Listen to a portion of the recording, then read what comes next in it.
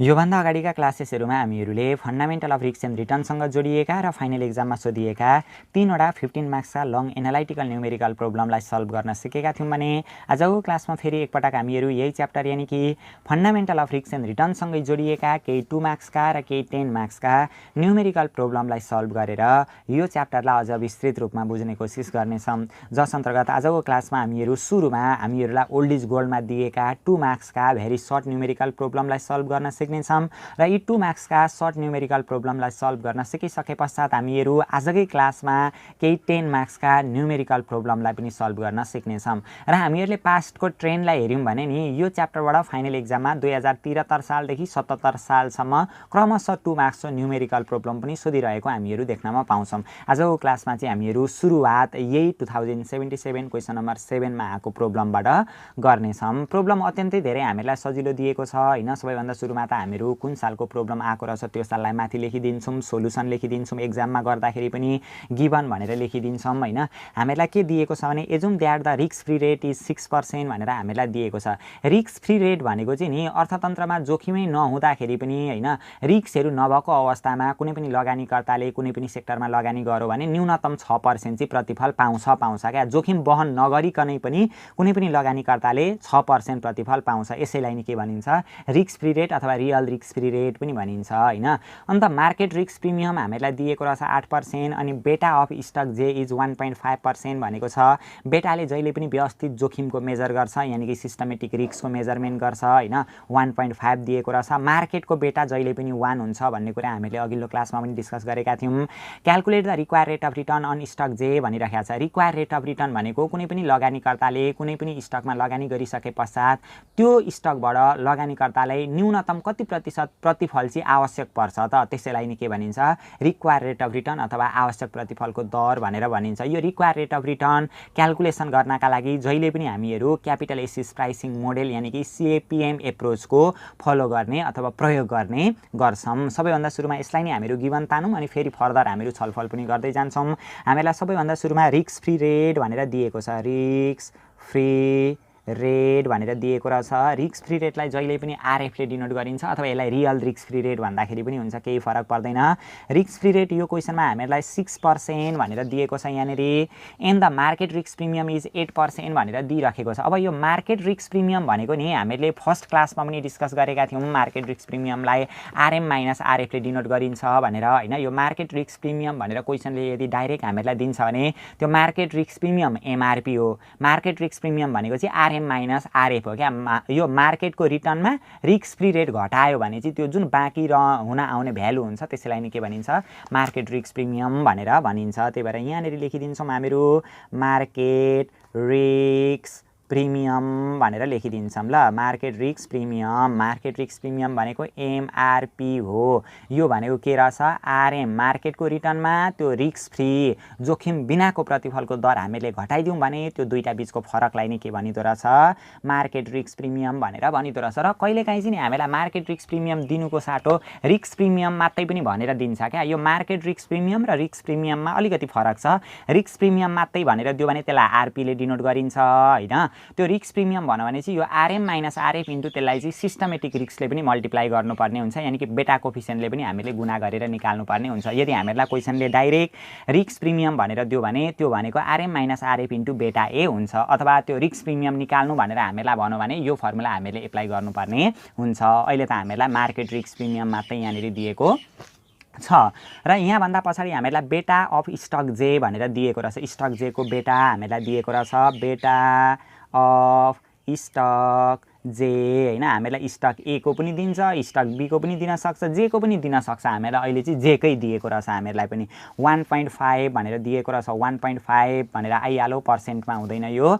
अनि calculate required rate of return on stock जे भनेको रहेछ। सुरुमा हामीहरू लेखिदिन्छौं required rate of return require rate of return on stock जे भनेर हामीहरू लेखिदिन्छौँ। रिक्वायर रेट अफ रिटर्न आरजेले डिनोट गरिन्छ इजिकल टु वाट भनेर सुरुमा लेखिदिन्छौँ।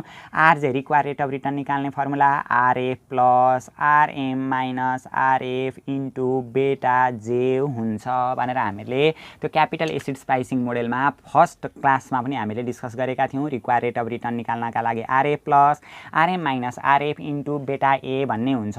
यो जोखिम बिनाको प्रतिफलको दर, अर्थतन्त्रमा जोखिमै छैन भने पनि कुनै पनि लगानीकर्ताले जोखिम बहनै नगरिकन पाउने प्रतिफलको दर यो रिस्क फ्री रेट हो। त्यसमा रिस्क प्रिमियमलाई जोडो भने यति भनेको त यो रिस्क प्रिमियम रहेछ नि त, अघि भर्खर हामीले डिस्कस गरेका थियौँ। हो त्यति भनेको हो त्यो जोखिम बिनाको प्रतिफलको दर रिस्क फ्री रेटमा रिस्क प्रिमियम जोडो भने चाहिँ जुन प्रतिफल आउँछ त्यसैलाई नि के भनिदो रहेछ, रिक्वायर रेट अफ रिटर्न भनिदो रहेछ भनेर बुझ्दाखेरि पनि भयो क्या। जस्ट यो बुझ्नका लागि मात्रै हो, त्यो 12 बखडा नाटक हामीले यहाँनिर देखाइराख्नु पनि पर्दैन।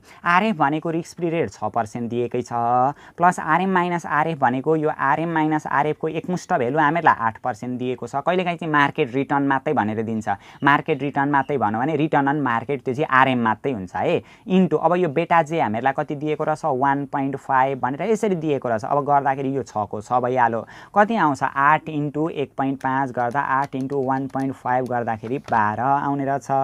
12 गर्दा 12 छले कति पर्सेन्ट आउने रहेछ 18% आउने रहेछ। अनि अन्तिममा अलिकति सर्ट नोट पनि एक्जाममा चाहिँ लेखिदिनु होला। So the require rate of return on stock जे इज 18% भनेर लेखिदिनु, काम तमाम भइहाल्यो। ल यो 18% हामीहरूको निस्क्यो। अब अर्को क्वेसनमा हामीहरू जान्छौँ। 2076 क्वेसन नम्बर 4 मा सोधेको रहेछ 2076 क्वेसन नम्बर 4 भनेर लेखिदिने। हामीहरू गर्दैछौँ अहिले सोलुसन भनेर लेखिदिने, अनि के दिएको छ त्यसलाई गिभन भनेर यसरी लेखिदिने। अब हेर्ने ल क्वेसनले के भन्दैछ भने suppose you invested 35,000 in stock A भन्दैछ। मानिलिउँ कि हामीले चाहिँ स्टक एमा 35,000 लगानी गऱ्यौँ अरे, इन्भेस्ट गऱ्यौँ अरे। द्याट एज अ बेटा कोफिसियन्ट, र त्यसको बेटा कोफिसियन्ट चाहिँ 0.8 छ अरे भनेर हामीलाई दिएको छ। An rupee 40,000 in stock B भनेको स्टक बीमा 40,000 हामीले लगानी गऱ्यौँ अरे, र त्यसको बेटा कोफिसियन्ट चाहिँ हामीलाई 1.4 दिएको छ अरे। What is your portfolio beta भन्दैछ, र तपाईँको बेटा पोर्टफोलियो कति हुन्छ त्यो पत्ता लगाउनु भन्दैछ। अब यसरी नि कुनै पनि स्टकहरूमा यति लगानी गरेको छ, अर्को स्टकमा यति लगानी गरेको छ भनेर हामीलाई लगानी गरेको एमाउन्ट दिएको छ भने नि त्यसको आधारमा सबैभन्दा सुरुमा हामीले वेट निकाल्नु पर्ने हुन्छ। त्यो एमाउन्ट लगानी गरेको एमाउन्टको आधारमा फर्स्टमा हामीले वेट पत्ता लगाउनु पर्ने हुन्छ। अहिले यो क्वेसनमा हामीले हेऱ्यौँ भने हामीले स्टक एमा 35,000 लगानी गरेका छौँ, स्टक बीमा 40,000 लगानी गरेका छौँ। यसरी कुनै पनि स्टकमा गरेको लगानीको एमाउन्ट हामीलाई दिन्छ भने जहिले पनि सुरुमा हामीले त्यसको आधारमा वेट निकाल्नु पर्ने हुन्छ।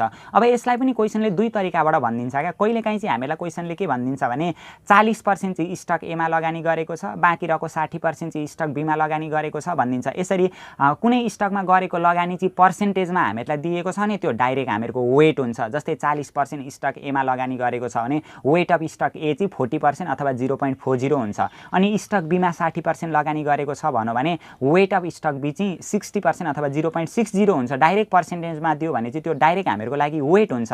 तर अहिले त हामीलाई यो पर्सेन्टेजमा दिएको छैन नि त, अहिले चाहिँ हामीलाई एमाउन्टमा दिएको छ क्या। हो यस्तो एमाउन्टमा दियो भने चाहिँ हो यो लगानी गरेको एमाउन्टको आधारमा हामीले वेट पत्ता लगाउनु पर्ने हुन्छ। र फर्स्टमा हामीहरू गिभन कसरी तान्छौँ भने यहाँनिर हामीलाई दिएको छ इन्भेस्टमेन्ट भनेर दिएको छ नि त, इन्भेस्टमेन्ट अफ स्टक ए भनेर दिएको छ। स्टक ए होइन, स्टक एमा कति लगानी गरेको छ 35,000 लगानी गरेको छ। पहिले कुनमा कति लगानी गर्यो त्यही लेखिदिने क्या। दिएको कुरालाई जम्मा सार्नु छ। सार्दा सार्दै हैरान चाहिँ आफूलाई हैरान भएँ भनेर चुप्पा लागेर बस्नु भएन।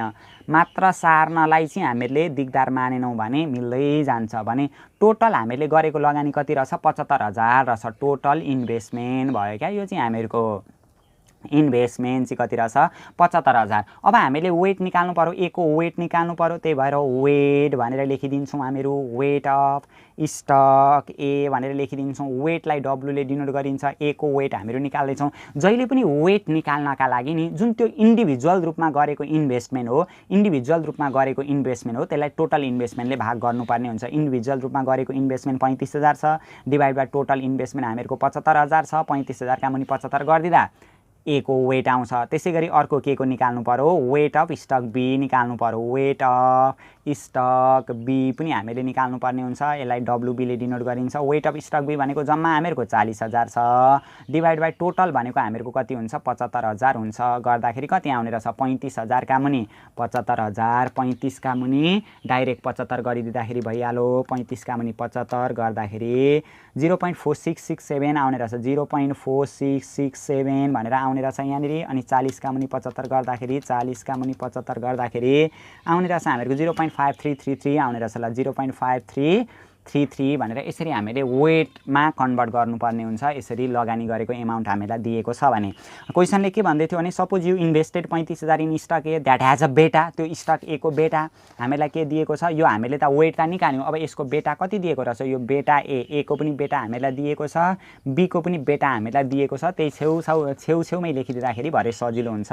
ए को बेटा 0.8 दिएको छ हामीलाई। त्यसैगरी बी को बेटा हामीलाई कति दिएको छ 1.4 भनेर दिएको छ। र यसको आधारमा हामीलाई के निकाल्नु भन्दैछ भने what is your portfolio beta भन्दैछ।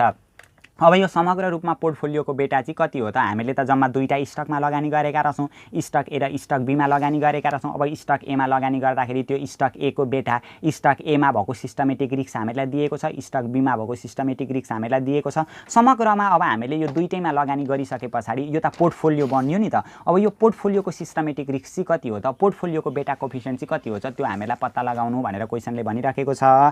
त्यही भएर यहाँनिर हामीहरू लेखिदिन्छौँ बेटा कोफिसिएन्ट अफ पोर्टफोलियो बेटा कोफिसिएन्ट अफ पोर्टफोलियो भनेर हामीहरू लेखिदिन्छौँ। PORTFOLIO portfolio. बेटा कोफिसिएन्ट अफ पोर्टफोलियो भनेको त ए र बीमा हामीले लगानी गरेर बनाएका छौँ। त्यही भएर AB भनेर यसरी लेखिदिने इजिकल टु वाट भनेर लेखिदिने। अथवा पोर्टफोलियो AB भनेर नलेखेर बेटा पी ले डिनोट गर्दाखेरि पनि हुन्छ। ल बेटा कोफिसिएन्ट अफ पोर्टफोलियो AB भनेर हामीले लेख्दाखेरि अब बेटा कोफिसिएन्ट अफ पोर्टफोलियो AB निकाल्ने फर्मुला के हो WA इन्टु बेटा A प्लस WB इन्टु बेटा B। यही फर्मुला त हो हामीले हैन युज गर्ने भनेको फर्स्ट क्लासमा पनि हामीले डिस्कस गरेका थियौँ। बेटा पोर्टफोलियो निकाल्ने WA इन्टु बेटा A प्लस WB इन्टु बेटा B प्लस WC इन्टु बेटा C प्लस WD इन्टु बेटा B। जतिवटा स्टक दिएको छ त्यो हामीले त्यो वेटसित बेटालाई गुणा गर्दै जोड्दै जानुपर्ने हुन्थ्यो। अब गर्दाखेरि यहाँनिर कति आयो WA भनेको एमा ए को वेट भनेको हामीहरूको 0.4667 हुन्छ इन्टु बेटा ए भनेको हामीहरूको 0.8 दिएकै छ प्लस WB भनेको हामीलाई कति दिएको छ वेट यसको 0.5333 इन्टु 1.4 हामीलाई दियो। सक्यो त यो। अब कति सजिलो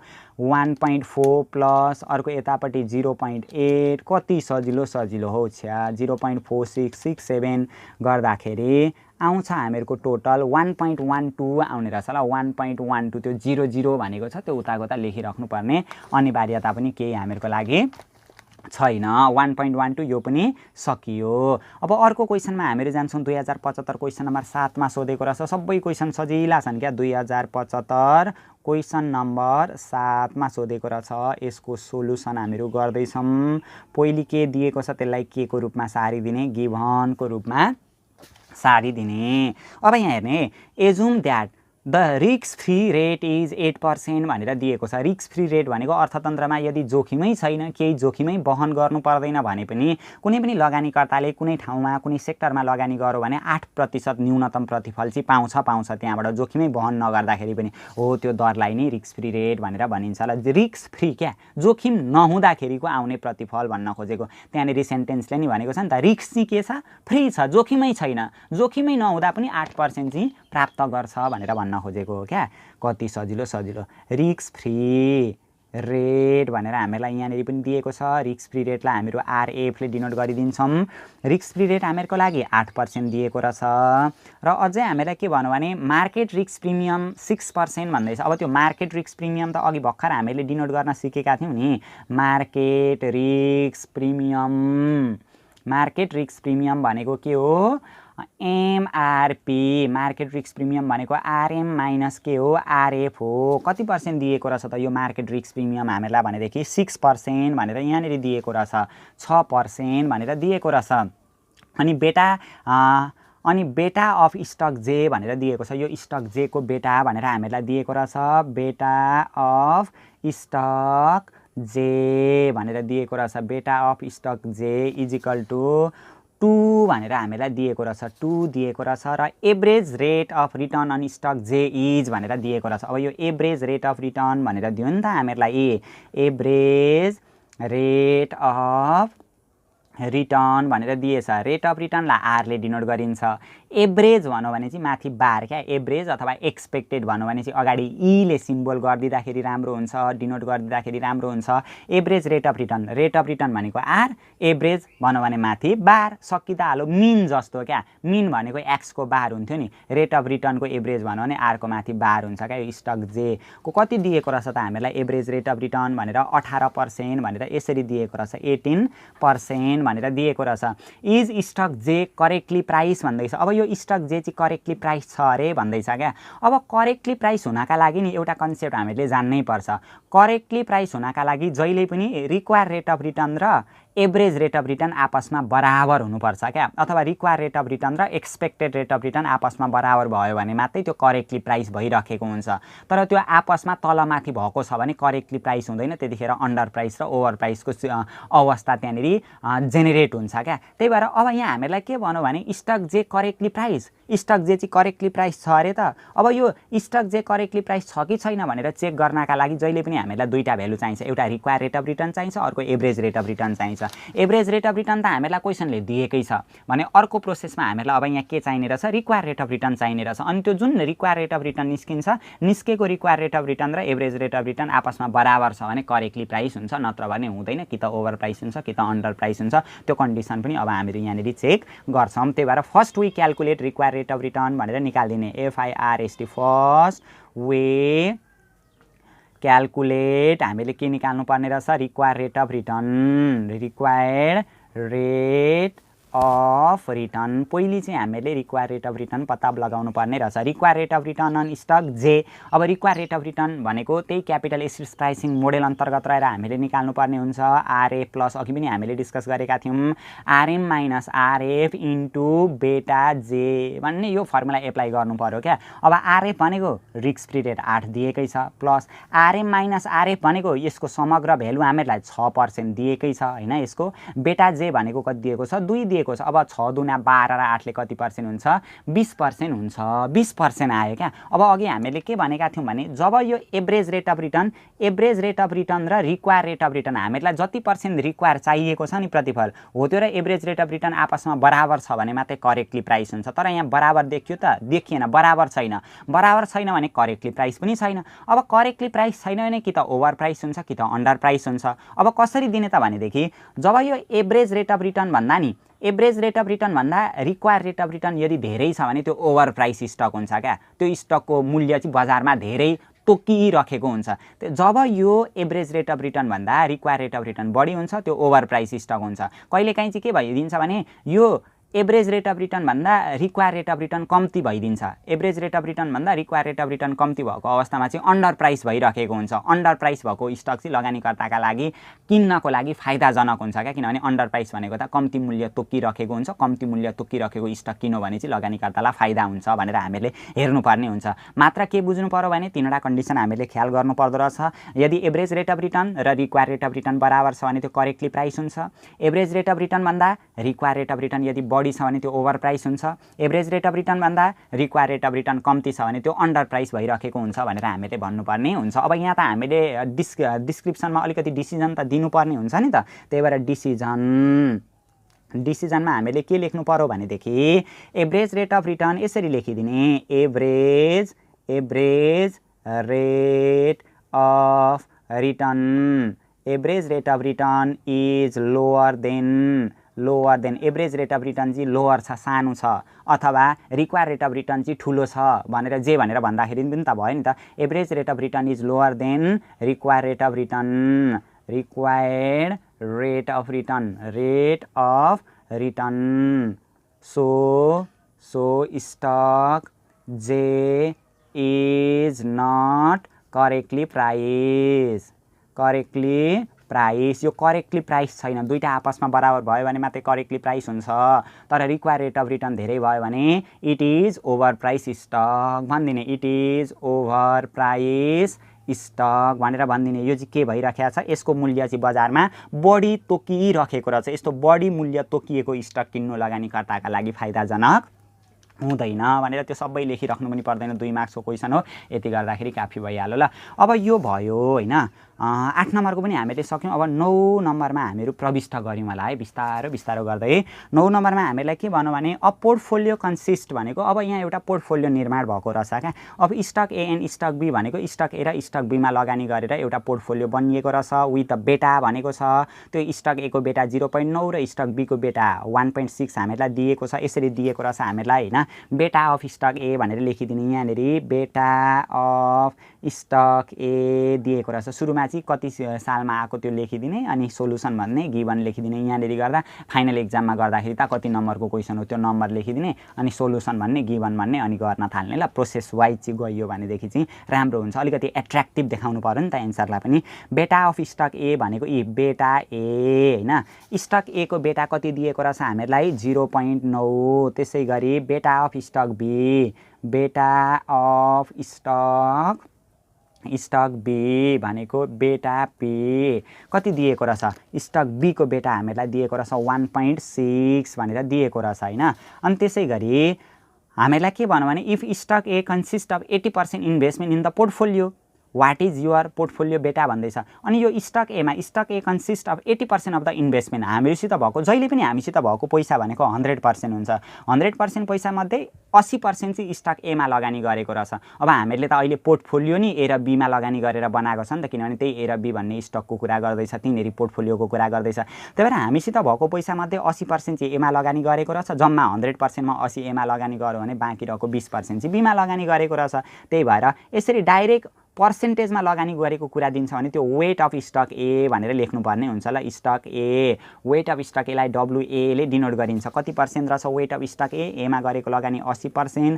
80% भनेको 0.80 भने वेट अफ स्टक बी कति रहेछ, वेट अफ स्टक बी भनेको WB 100 मा 80 घटाउँदाखेरि कति 20% अथवा 0.20। यसरी वेटलाई चाहिँ 0 पोइन्टमा लगेर गरिदिने। यति यो हामीलाई क्वेसनले छर्लङ्ग रूपमा दिएको छ। हामीलाई केही गाह्रो अप्ठ्यारो असजिलो यहाँनिर यहाँसम्म भएन। कोही कोही बेला हामीलाई यसरी डाइरेक्ट पर्सेन्टेजमा यति लगानी गरेको छ नभनेर एमाउन्टमा दिँदाखेरि त्यसको आधारमा हामीले वेट पत्ता लगाउनु पर्ने रहेछ। त्यो पनि कुरा आजको क्लासबाट हामीले अघि भर्खरै सिक्यौँ पनि। र यसको आधारमा what will be the portfolio beta भन्दैछ। अब बेटा पोर्टफोलियो हामीले निकाल्नु पर्ने रहेछ। त्यही भएर बेटा बेटा पोर्टफोलियो भनेको बेटा पोर्टफोलियो पी निकाल्नु पर्ने छ हामीले। बेटा पोर्टफोलियो निकाल्नका लागि WA इन्टु बेटा ए प्लस WB इन्टु बेटा बी, अघि पनि त हामीले भर्खर निकालेको हो। WA भनेको 0.80 इन्टु बेटा ए भनेको 0.9 प्लस WB भनेको वेट अफ बी 0.20 इन्टु 1.6 गरिदिने। अब एन्सर त आइहाल्यो त्यतिकै पनि 0.8 इन्टु 0.9 प्लस 0.20 इन्टु 1.6 गर्दाखेरि हामीहरूको आउने रहेछ जम्मा 1.04 भनेर आउने रहेछ। यो चाहिँ हामीहरूको के भयो 1.04 चाहिँ बेटा पोर्टफोलियो भयो। अन्तिममा अलिकति सर्ट नोट पनि लेखिदिनु ल। सो द बेटा पोर्टफोलियो इज 1.04 भनेर एक्जाममा लेखिदिनु भयो भने अझै बढी एन्सर चाहिँ अलिकति एट्र्याक्टिभ हुन्छ। एन्सरमा पनि अलिकति एट्र्याक्टिभनेस आउँछ क्या, चाहिन्छ नि त अलिकति। त्यही भएर त्यो पनि लेखिदिनु होला ल। हामीले यो 2 मार्क्सको टाका जुन ओल्ड इज गोल्डमा दिएका प्रब्लम थिए यिनीहरूलाई सल्भ गरिसक्यौँ। अब हेर्ने ल, अब हामीहरू डिस्क्रिप्टिभ एन्सर क्वेसन अन्तर्गत जान्छौँ हैन। 2077 साल 74 साल यिनीहरूमा आएको रहेछ। यो 10 मार्क्सको टाका पनि केही प्रब्लमलाई अब हामीहरू सल्भ गरेर हेरौँ। क्वेसनले के भन्दैछ, यो 2077 क्वेसन नम्बर 12 मा दिएको रहेछ। फर्स्ट हामीहरू यही प्रब्लमलाई सल्भ गर्न सिकौँ। 2077 क्वेसन नम्बर 12 मा आएको रहेछ। अब यो झनै सजिलो हुन्छ क्या। यो नि यो 10 मार्क्सका क्वेसन त यो च्याप्टरको त्यत्तिकै लाजमर्दो क्वेसन हुन्छन्। कति सजिलो छन् अब हामीहरू देखिहाल्छौँ। Consider the following information associated with stock A and stock B given in the following table भनेर हामीलाई दिएको छ। यो टेबलमा चाहिँ स्टक ए र स्टक बी को इन्फर्मेसन हामीलाई दिएको रहेछ भनेर यसरी भनेको छ। एकापट्टि स्टक ए दिएको छ, एकापट्टि स्टक बी दिएको छ। एभरेज रेट अफ रिटर्न भनेर दिएको रहेछ। अब एभरेज रेट अफ रिटर्न दिने बित्तिकै यो हिस्टोरिकल टाइम पिरियड र रिटर्नको आधारमा निकालेको रहेछ भनेर हामीले बुझ्नुपर्ने हुन्छ। किनभने प्रोबेबिलिटीको आधारमा निकालेको छ भने चाहिँ एक्सपेक्टेड रिटर्न भनेर हामीलाई दिइराखेको हुन्छ ल। एभरेज रेट अफ रिटर्न भनेर स्टक ए को 12%, अनि स्टक बी को 18% भनेर हामीलाई दिएको रहेछ हैन। एकापट्टि स्टक ए भनेर लेखिदिउँ, अर्कापट्टि स्टक बी भनेर लेखिदिउँ अनि सरासरी गर्दै जाउँ ल। हामीहरू सोलुसनमा सबैभन्दा सुरुमा गिभन भनेर लेखिदिउँ, कमा दिउँ, स्टक ए को इन्फर्मेसन रहेछ एकापट्टि लेखिदिने, अर्कापट्टि स्टक बी भनेर यसरी लेखिदिने। हामीलाई के दिएको छ, एभरेज रेट अफ रिटर्न भनेर दिएको छ। अब एभरेज रेट अफ रिटर्न, अब त्यो पुरै एक्जाममा चाहिँ पुरै लेखिदिँदा पनि हुन्छ, किनभने भरे एन्सरै यस्तो क्वेसनको छोटो भइदिइरहेको छ क्या। त्यही भएर पुरै लेखिदिउँ, average rate of return, average return मात्रै भनेर लेखिदिएँ ल मैले। Average return on stock A भनेर यसरी लेखिदिएँ। Average return on stock A भनेको एभरेज रिटर्न भनेको आर, एभरेज भन्यो भने माथि बार, ए को रिटर्न हो नि त। यो कति पर्सेन्ट हामीलाई दिएको छ, 12% दिएको रहेछ, यो 12% भयो। अब त्यसै गरी बी को average return on stock B, average return on stock B भनेर दिएको रहेछ। स्टक बी रिटर्न भनेको आर, एभरेज भन्यो भने माथि बार, यो के को हो, बी को हो। कति पर्सेन्ट दिएको रहेछ त, 18%। यो दिएको कुरा हैरान लाग्छ है, सार्न चाहिँ हैरान लागेर बरु त्यत्तिकै एन्सर गर्ने खालको दिनु नि जस्तो लाग्न थालिहाल्छ। स्ट्यान्डर्ड डेभिएसन अफ रिटर्न भनेको त्यो रिटर्नको आधारमा पनि त हामीहरू स्ट्यान्डर्ड डेभिएसन निकाल्थ्यौँ नि त अघिल्लो क्लासहरुमा, सम्झिनु त। स्ट्यान्डर्ड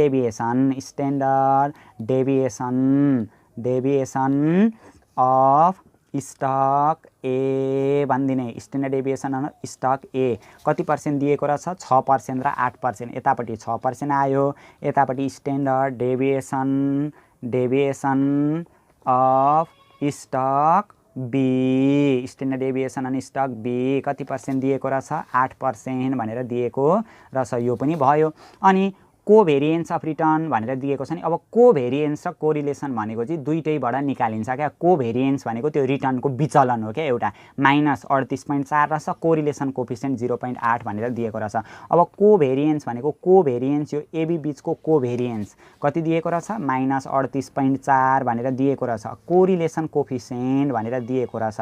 कोरिलेसनलाई आरले डिनोट गर्दा पनि हुन्छ, त्यो सुत्न हाटेको पीले डिनोट गर्दाखेरि पनि हुन्छ। -0.8 भनेर यति इन्फर्मेसन दिएको रहेछ र यसको आधारमा ए नम्बरमा के भन्दैछ भने, which one stock is more risky, which one stock would you prefer भन्दैछ। कुन चाहिँ स्टक बढी रिस्की छ अरे, अनि which one would you prefer भन्दैछ हामीहरूलाई हैन। कुन चाहिँ बढी रिस्की छ अरे र कुन चाहिँ तपाईँ चाहिँ प्रिफर गर्नुहुन्छ भन्दैछ। अब यसरी कुन चाहिँ तपाईँ प्रिफर गर्नुहुन्छ भनेर सोध्यो भने जहिले पनि हामीहरूले सिबी निकाल्नुपर्ने हुन्छ क्या। किनभने त्यो डाइरेक्ट हामीले यसरी रिटर्नलाई मात्रै हेऱ्यौँ, स्ट्यान्डर्ड डेभिएसनलाई मात्रै हेऱ्यौँ भने त्यो दुईटा बीच चाहिँ दुविधात्मक रिजल्ट आउन सक्छ क्या। यो रिटर्नको आधारमा हेर्दाखेरि एउटा प्रोजेक्ट हामीले सेलेक्ट गर्नुपर्ने रिजन निकालेकोमा स्ट्यान्डर्ड डेभिएसनलाई हेर्दाखेरि अर्कै प्रोजेक्ट सेलेक्ट गर्नुपर्ने खालको रिजन निस्किन सक्छ। जस्तै यहाँनिर हामीले हेऱ्यौँ भनेदेखि यो रिटर्नलाई हेऱ्यौँ भने यो रिटर्नलाई हेर्दाखेरि हेर्ने त यहाँ 12% रिटर्न छ, यहाँ कति पर्सेन्ट छ, 18% रिटर्न छ। यो रिटर्नलाई हेऱ्यौँ भने त हामीहरूको सेलेक्ट हुने भनेको त प्रोजेक्ट बी रहेछ नि त। अनि रिस्कलाई हेऱ्यौँ भने जसको रिस्क कम्ती छ त्यो सेलेक्ट गर्ने। रिस्कलाई हेऱ्यो भने त यो ए को रिस्क कम्ती छ, त्यही भएर ए सेलेक्ट गर्नु भन्दो रहेछ। स्ट्यान्डर्ड डेभिएसनको आधारमा ए सेलेक्ट गर्नुपर्ने देखियो, रिस्कको आधारमा, रिटर्नको आधारमा बी सेलेक्ट गर्नुपर्ने देखियो। त्यही भएर यसरी डाइरेक्ट हामीले एभरेज रिटर्न र स्ट्यान्डर्ड डेभिएसनलाई नि मात्रै हेऱ्यौँ भने चाहिँ यो दुईटा बीच दुविधात्मक रिजल्ट देखा पर्न सक्छ। त्यही भएर कुन प्रोजेक्ट चाहिँ सेलेक्ट गर्ने भन्ने कुरा चाहिँ फाइनल डिसिजन चाहिँ हामीहरूलाई सिबीले दिन्छ, यानि कि कोफिसिएन्ट अफ भेरिएसनले दिन्छ। त्यही भएर which one stock is more risky भनेको छ। अब कोफिसिएन्ट अफ भेरिएसनले चाहिँ रिस्क पर युनिट अफ रिटर्नको मेजर गर्छ क्या। एक युनिट रिटर्नभित्र कति रिस्क छ भन्ने कुराको मेजर गर्छ क्या। जसको कोफिसिएन्ट अफ भेरिएसन धेरै आउँछ त्यो बढी रिस्की हुन्छ, जसको थोरै आउँछ त्यो कम्ती रिस्की हुन्छ। त्यही भएर सुरुमा हामीले कोफिसिएन्ट अफ भेरिएसन निकाल्दिने, त्यहाँबाट कुन चाहिँ रिस्की रहेछ भन्ने कुरा पत्ता लगाउन सकिहालिन्छ। अनि which one stock would you prefer, कुन चाहिँ सेलेक्ट गर्नुहुन्छ भन्यो भने सिबी निकाल्दिने। जसको रिस्क कम्ती छ, जसको सिबी कम्ती छ त्यही हामीले सेलेक्ट गर्नुपर्ने हुन्छ। त्यही भएर ए नम्बरमा कोफिसिएन्ट अफ भेरिएसन सिबी निकाल्ने ल, सिबी ए को सिबी निकाल्दाखेरि सिबी निकाल्ने हामीहरूको फर्मुला सम्झिनु त। स्ट्यान्डर्ड डेभिएसन ए का मुनि average rate of return on A भन्ने यो फर्मुला हामीले एप्लाई गर्नु पर्थ्यो नि त। हामीले फर्स्ट क्लासमा पनि यो फर्मुला डिस्कस गरेका थियौँ। फेरि हेरिराखौँ, हेर्दाखेरि नि अलिकति कन्सेप्चुअल यो दृश्य माध्यमबाट भएको कारणले गर्दा अझै बढी प्रभावकारी ढङ्गबाट हामीले बुझे जस्तो लाग्न थालिहाल्छ ल। यो फर्मुला हामीले एप्लाई गर्नुपर्ने हुन्छ। ए को निकाल्दा पनि त्यसरी नि, बी को निकाल्दा पनि त्यसरी नि। कति दिएको छ भनेदेखि 6 का मुनि 12 गर्दाखेरि कति आउने रहेछ त, जम्मा हामीहरूको 0.50 भनेर आउँछ होला यहाँनिर 6 लाई 12 ले भाग गर्दाखेरि। अब यतापट्टि निकाल्दिने CV coefficient of variation of B निकाल्नका लागि त्यही अघिकै जस्तो स्ट्यान्डर्ड डेभिएसन अफ बी का मुनि एभरेज रिटर्न अन बी भनेर लेखिदिने। स्ट्यान्डर्ड डेभिएसन अन बी कति आएको छ हामीहरूको 8 का मुनि 18, 8 का मुनि 18 भनेको कति आउँछ, 8 का मुनि 18 भनेर गर्दाखेरि 0.44 आउने रहेछ, 0.4444 भनेर आउने रहेछ। अब कुन चाहिँ रिस्की रहेछ त स्टक?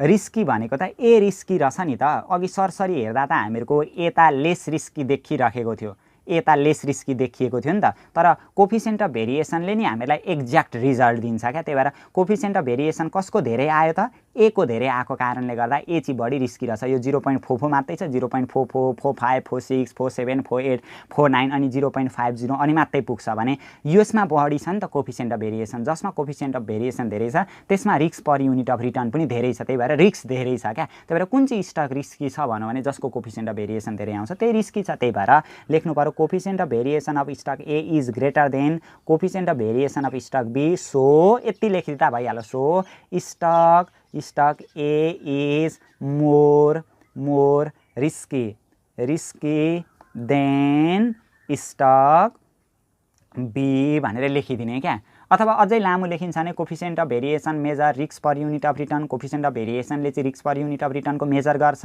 अनि coefficient of variation of A is greater than coefficient of variation of B. So stock A is more risky than stock B भनेर त्यो लामो ल्याङ्ग्वेज लेख्दाखेरि पनि हुन्छ। त्यो कामै छैन, बेकारको त्यो नाटक नौटङ्की हामीले देखाइराख्नु पनि पर्दैन एक्जाममा होइन। भन्न खोजेको कुरा पुग्नु पनि पर्यो, धेर लेखिराख्नु पनि पर्दैन क्या, मार्क्स आइहाल्छ। अनि फेरि हामीलाई के भन्दैछ भने which one stock would you prefer भन्दैछ। कुन चाहिँ स्टक तपाईँले उडी छान्नुहुन्छ भनेको चाहिँ होइन है। फेरि उड्यु भन्दा तपाईँ उड्नु अनि छान्नु भनेको होइन। कुन चाहिँ तपाईँ सेलेक्ट गर्नुहुन्छ अरे त दुईटा मध्ये भनेर हामीलाई क्वेसनले भनिराखेको छ। कुन चाहिँ सेलेक्ट गर्नुहुन्छ भन्दाखेरि अब जसको रिस्क कम्ती छ, कम्ती रिस्क आएको सेलेक्ट गर्ने हो नि त। सेलेक्ट त जोखिम धेरै आएको त राम्रो हुँदैन, कम्ती जोखिम आएको राम्रो हो नि त। त्यही भएर कुनमा कम्ती जोखिम छ त भने जोखिम त बीमा कम्ती छ नि त। त्यही भएर हामीहरू के सेलेक्ट गर्छौँ? यो स्टक बीलाई सेलेक्ट गर्छौँ भनेर भनिदिनु पर्यो ल। We should select stock B because किन? Because risk per unit of return on stock B is lower. एक युनिटमा जुन रिटर्न हुन्छ नि त्यहाँभित्र भएको रिस्क चाहिँ यसमा 0.44 मात्रै छ, रिस्क कम्ती रहेछ। तर यसमा चाहिँ रिस्क धेरै बेयर गर्नुपर्छ लगानीकर्ताले। त्यही भएर हामीहरूले कुन सेलेक्ट गर्नुपर्ने रहेछ? बी सेलेक्ट गर्नुपर्ने रहेछ भनेर हामीले लेख्नु पर्यो ल। Risk per unit of return चाहिँ यहाँ कम्ती भएको कारणले गर्दा भनेर भनिदिने। यो पनि सक्यो। अब हामीहरू बी नम्बरतिर दौडिन्छौँ। के भन्दैछ भने if you form a portfolio of stock A and stock B भन्दैछ। हामीले पोर्टफोलियोको निर्माण गऱ्यौँ अरे क्या, पोर्टफोलियोको एउटा फर्मुलेसन तयार गऱ्यौँ अरे। If you form a portfolio of stock A and stock B comprising 60% wealth in stock A. हामीहरूसित भएको सम्पत्तिमध्ये स्टक एमा 60% लगानी गऱ्यौँ अरे। And the rest in stock B, बाँकी रहेको बीमा लगानी गऱ्यौँ अरे भनेर हामीहरूलाई भन्दैछ क्या। अब यसरी क्या वेट अफ स्टक ए, हामीहरूसित भएको पैसा, हामीले एउटा पोर्टफोलियो बनायौँ। पोर्टफोलियो बनाउँदाखेरि वेट अफ स्टक ए, आफूसित भएको पैसा मध्ये एमा कति लगानी गरेछौँ? 60% लगानी गऱ्यौँ भने 0.60। एमा यति % लगानी, बीमा यति % लगानी भन्यो भने त्यो त वेट हुन्छ नि त। आफूसित भएको पैसामध्ये 60% चाहिँ एमा लगानी गरेछौँ अरे होइन। अनि stock A and rest in stock B, बाँकी रहेको चाहिँ स्टक बीमा लगानी गऱ्यौँ। अब जम्मा भएको पैसा भनेको त 100% हो नि त। वेट अफ स्टक बी होइन, स्टक बी भनेको WB, स्टक ए र स्टक बी भनेको जम्मा 100%मा 60 अघि एमा लगानी गरिसक्यौँ भने बाँकी 40% आयो। 40% भनेको 0.40 हुन्छ। र यसको आधारमा हामीलाई के निकाल्नु भन्दैछ भने calculate risk and return of your portfolio भन्दैछ। अब पोर्टफोलियोको रिस्क र रिटर्न चाहिँ कति हुन्छ भनेर हामीलाई सोधिराखेको छ। अब यस्तो प्याटर्नको होइन, यस्तो ल्याङ्ग्वेजमा भनेको क्वेसन हामीले 15 मार्क्सको लङ एनालाइटिकल न्युमेरिकल प्रोब्लम गर्दाखेरि पनि सल्भ गरेका थियौँ। फेरि पनि एकचोटि यहाँनिर सल्भ गर्छौँ। Risk and return of your portfolio, पोर्टफोलियोको रिस्क कति हुन्छ, पोर्टफोलियोको रिटर्न कति हुन्छ त्यो पत्ता लगाउनु भन्दैछ क्या। त्यही भएर रिस्क अफ पोर्टफोलियो ध्यान दिएर हेर्ने ल। Risk of portfolio PORTFOLIO portfolio. Risk of portfolio भनेको चाहिँ स्ट्यान्डर्ड डेभिएसन अफ पोर्टफोलियो भन्छ क्या। पोर्टफोलियोको रिस्क निकाल्नु भन्यो भने हामीले स्ट्यान्डर्ड डेभिएसन अफ पोर्टफोलियो निकाल्नु पर्ने हुन्छ। स्ट्यान्डर्ड डेभिएसन अफ पोर्टफोलियो ए र बी भन्ने स्टकमा लगानी गरेर हामीले पोर्टफोलियोको निर्माण गरेका छौँ नि। अब फर्मुला कुन एप्लाई गरिदिने भनेदेखि हामीहरूसित WA थाहा छ, WB थाहा छ होइन। अनि स्ट्यान्डर्ड डेभिएसन ए थाहा छ, स्ट्यान्डर्ड डेभिएसन बी थाहा छ, COV AB थाहा छ भने हामीले फर्मुला कुन एप्लाई गर्नु पर्यो पर्यो भनेदेखि स्ट्यान्डर्ड डेभिएसन अन पोर्टफोलियो हामीलाई थाहा छ नि स्ट्यान्डर्ड डेभिएसन अन पोर्टफोलियो यो फर्मुला अहिले हामीले एप्लाई गर्न सक्दैनौँ किनभने प्रोबेबिलिटीहरू दिएको छैन टाइम पिरियड हिस्टोरिकल टाइम पिरियडहरूको इन्फर्मेसन दिएको छैन अप्सनमा हामीहरूको के मात्रै बाँकी रहन्छ भने यो फर्मुला एप्लाई गर्दा भयो किनभने COB कोभेरिएन्स पनि हामीलाई दिएको छ वेटहरू पनि दिएको छ A को स्ट्यान्डर्ड डेभिएसन B को स्ट्यान्डर्ड डेभिएसन पनि दिएको छ यो फर्मुला एप्लाई गर्दाखेरि पनि भयो अनि WA standard deviation A WB standard deviation B अनि WA WB correlation coefficient AB A standard deviation A र स्ट्यान्डर्ड डेभिएसन B अहिले हामीलाई कोरिलेसन कोफिसिएन्ट पनि दिएको कारणले गर्दा यो फर्मुला हामीले एप्लाई गर्दाखेरि पनि भयो योभन्दा अलिकति छोटो यही देखिन्छ त्यही भएर यही फर्मुला एप्लाई गरेर हामीहरू एन्सर निकालिदिन्छौँ रुट ओभर फर्मुला के रहेछ W square A into standard deviation square A plus W square B into standard deviation square B plus 2 into WA into WB into COVAB भनेर यो फर्मुला पनि हामीले लेखिसक्यौँ अब त हिसाब पनि हामीहरूको सकियो भन्दा पनि भयो W स्क्वायर A मा कति लगानी गरेका छौँ अरे हामीले 60% 0.60 को square into standard deviation square A को स्ट्यान्डर्ड डेभिएसन कति दिएको छ 6 त्यही भएर 6 को स्क्वायर W स्क्वायर B भनेको B मा कति लगानी गरेको छ 40% 0.40 को square standard deviation square B भनेको स्ट्यान्डर्ड डेभिएसन स्क्वायर B कति छ 8 हैन B को स्ट्यान्डर्ड डेभिएसनको स्क्वायर गर्नु पर्यो नि त 8 को स्क्वायर प्लस 2 इन्टु WA भनेको 0.6 WB भनेको 0.4 अथवा 40 एउटै हो COVAB भनेको कति छ कोभेरिएन्स कति दिएको छ -38.4 -38 point कति रहेछ 4 रहेछ भनेर हामीले गर्नु पर्यो ल अब यतिलाई हेर्यो भने पहिले यतिलाई हेर्ने कि यो सबै गुणामा छ क्या यो सबै यो माइनस छ यो पनि सबै गुणामा छ हैन यो सबै गुणामा छ यसले चाहिँ अलिकति यो माइनस आउँदाखेरि अलिकति हामीले अन्तिममा एक्जाममा जिगज्याग हुन सक्छौं तर त्यसमा जिगज्याग नहुने अब सल्भ कसरी गर्ने 0.6 को स्क्वायर इन्टु फेरि 6 को स्क्वायर फेरि प्लस अनि 0.4 को स्क्वायर 0.4 को स्क्वायर इन्टु फेरि 8 को पनि स्क्वायर फेरि अब यहाँ हेर्नेलाई यसलाई चाहिँ विचार गर्नु पर्यो माइनस प्लस के हुन्छ यो सबै गुणामा छ नि त प्लस माइनस के हुन्छ प्लस माइनस जहिले पनि माइनस हुन्छ हामीलाई यो साइन त थाहा छ नि यो साइन चाहिँ थाहा हुनु पर्यो है प्लस इन्टु प्लस जहिले पनि प्लस हुन्छ माइनस इन्टु माइनस पनि प्लसै हुन्छ दुईटा सेम साइन आयो भने त्यो पोजिटिभ हुन्छ क्या माइनस माइनस आयो भने पनि प्लस हुन्छ तर एउटा प्लस छ अर्को माइनस छ भने यो माइनस हुन्छ एउटा माइनस छ अर्को प्लस छ भने त्यो के हुन्छ माइनस हुन्छ हो यस्तो मल्टिप्लिकेसन अफ साइन चाहिँ हामीले ख्याल गर्नुपर्ने हुन्छ ल अब यहाँनिर हेर्ने त यहाँ प्लस आयो यो त सबै मल्टिप्लाई छ माइनस प्लस माइनस के हुने रहेछ माइनस हुने रहेछ नि त त्यही भएर 8 को स्क्वायरसम्म हामीहरू गरेका छौँ यहाँनिर माइनस हुने रहेछ हैन अनि 2 इन्टु 0.6 इन्टु 0.4 अनि फेरि इन्टु 38 point कति हुने रहेछ 4 गर्दाखेरि आउने रहेछ हामीहरुको 4.768 भनेर आउने रहेछ यो रुट ओभर यहाँनिर लेखिदिने 4.768 भनेर आउने रहेछ रुट ओभर 4.768 गर्दाखेरि आउँछ हामीहरुको 2.18 आउने रहेछ ल 2.18 हामीहरुको यो रिस्क अफ पोर्टफोलियो भयो क्या स्ट्यान्डर्ड डेभिएसन अफ पोर्टफोलियो चाहिँ हामीले यसरी पत्ता लगाउनु पर्ने हुन्छ 2.18 भनेर हामीलाई दिएको छ अझै भनेको थियो नि यहाँनिर के पनि भनेको थियो भने calculate the risk and return of your portfolio return पनि निकाल्नु भनेको छ अब रिटर्न अन पोर्टफोलियो भनेको चाहिँ एभरेज रिटर्न अन पोर्टफोलियो हामीले पत्ता लगाउनु पर्ने होला average return on portfolio average return भनेको आर एभरेज भनेको बार पोर्टफोलियो भनेको त्यो ए र बी मा लगानी गरेर भएको छ अब एभरेज रिटर्न अन पोर्टफोलियो हामीले निकाल्नका लागि फर्मुला के छ त एक्सपेक्टेड अथवा एभरेज रिटर्न अन पोर्टफोलियो अहिले यो एप्लाई गर्न सक्दैनौं किनभने प्रोबेबिलिटीहरु दिएको छैन टाइम पिरियडहरु हामीलाई दिएको छैन हामीहरुको अप्सनमा त यही एउटै मात्रै छ W A expect average return on A डब्ल्युबी average return on B weight पनि दिएको छ ए को एभरेज रिटर्न र बी को एभरेज रिटर्न पनि हामीलाई दिएको छ नि त त्यही भएर यो फर्मुला हामीले एप्लाई गर्नुपर्ने हुन्छ W A into average return on A plus WB into average return on B भन्ने अब WA मा हामीले लगानी गरेको 0.60 छ एभरेज रिटर्न अन ए भनेको कति दिएको छ हामीलाई 12 दिएको छ यहाँनिर यो 12 आइहाल्यो प्लस WB भनेको बी मा गरेको लगानी 0.40 छ एभरेज रिटर्न अन बी भनेर हामीलाई कति दिएको छ एभरेज रिटर्न अन बी भनेको कति दिएको छ 18% दिएको रहेछ यहाँ 18 हामीहरुको आइहाल्यो गर्दाखेरि 12 छका 72 7.2 प्लस 18 इन्टु 4 कति हुन्छ 18 चौको 0.4 इन्टु 18 0.4 इन्टु 18 गर्दाखेरि आउँछ हामीहरुको 7.2 फेरि यतापटि पनि 7.2 गर्दाखेरि 7 ले 14 point कति आउने रहेछ 4% चाहिँ हामीहरुको एभरेज रिटर्न आउने रहेछ के को पोर्टफोलियोको आउने रहेछ त्यो पनि हामीले गरिसक्यौँ यो पनि सक्यो होला ए र बी को सक्यो अब सी नम्बरमा के भनेको छ फेरि त्यो सी नम्बरको पनि सल्भ गरिहालौँ सजिलो भनेको छ जे भने पनि assume risk free rate and market return भनेर हामीलाई दिएको रहेछ रिस्क फ्री रेट हामीलाई दिएको रहेछ रिस्क फ्री रेट भनेर दिएको रहेछ रिस्क फ्री रेट भनेको आरएफ हो कति पर्सेन्ट दिएको रहेछ त हामीलाई risk free rate and market return 8 र 15 दिएको रहेछ 8% दिएको रहेछ अर्को मार्केट रिटर्न भनेर दिएको रहेछ market return market risk premium दिन्थ्यो नि अघि अहिले चाहिँ मार्केट रिटर्नै दियो रिटर्न अन मार्केट भनेर दियो मार्केट रिस्क प्रिमियम भनेको चाहिँ के हुन्थ्यो एमआरपी भनेर हामीले लेख्थ्यौँ नि त अहिले मार्केट रिटर्न कति पर्सेन्ट 15% भनेर हामीलाई दिएको रहेछ अनि फेरि के भनौँ भने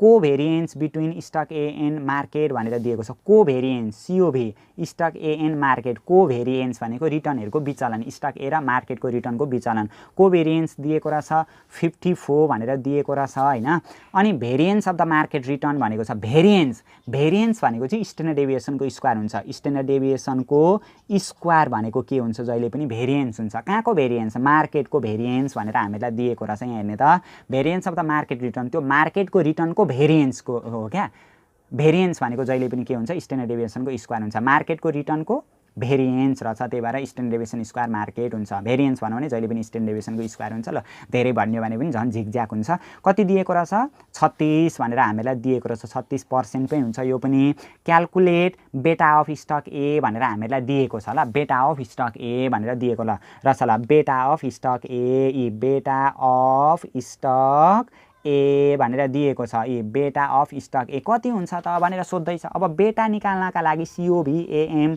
divided by standard deviation square market यो हो नि त फर्मुला भनेको त्यही भएर COVAM भनेको 54 दिएकै छ स्ट्यान्डर्ड डेभिएसन स्क्वायर मार्केट भनेको 36 भनेर हामीलाई सकिएन त अनि पुरै स्ट्यान्डर्ड डेभिएसन स्क्वायर मार्केटकै भ्यालु हामीलाई दिएकै छ 54 का मुनि कति हुने रहेछ 36 गर्दाखेरि हामीहरुको 1.5 भनेर आउने रहेछ यो चाहिँ हामीहरुको स्टक ए को बेटा भयो क्या अब मार्केटको बेटा त जहिले पनि 1 हुन्छ हामीले अघिल्लो क्लासदेखि छलफल गर्दै आइराखेका हौं मार्केटको बेटा कहिलेकाहीँ हामीलाई क्वेशनले दिन्छ डाइरेक्ट 1 नै भनेर केही कामको लागि प्रयोग हुन सक्छ त्यो त्यहाँनेरि हुने खालको कन्डिसन हामीलाई दिएको हुन सक्छ र कहिलेकाहीँ चाहिँ हामीलाई कति हो मार्केटको बेटा भनिदिन्छ अलमल्लमा पार्दिन्छ अब मार्केटको बेटा कति हो भनेर सोध्यो भने 1 भनेर लेख्नु पर्यो त्यहाँ फर्दर क्याल्कुलेसन हामीले त्यहाँनेरि केही गरिराख्नु पर्दैन किनभने मार्केटको बेटा जहिले पनि 1 हुन्छ यो हामीले निकाल्यौं बेटा निकाल्यौं 1.5 निकाल्यौं अनि calculate beta of stock A what is the required rate of return on stock A भन्दैछ अब रिक्वायर्ड रेट अफ रिटर्न कति हुन्छ स्टक ए को त्यो पत्ता लगाउनु भन्दैछ फेरि required rate of return on stock ए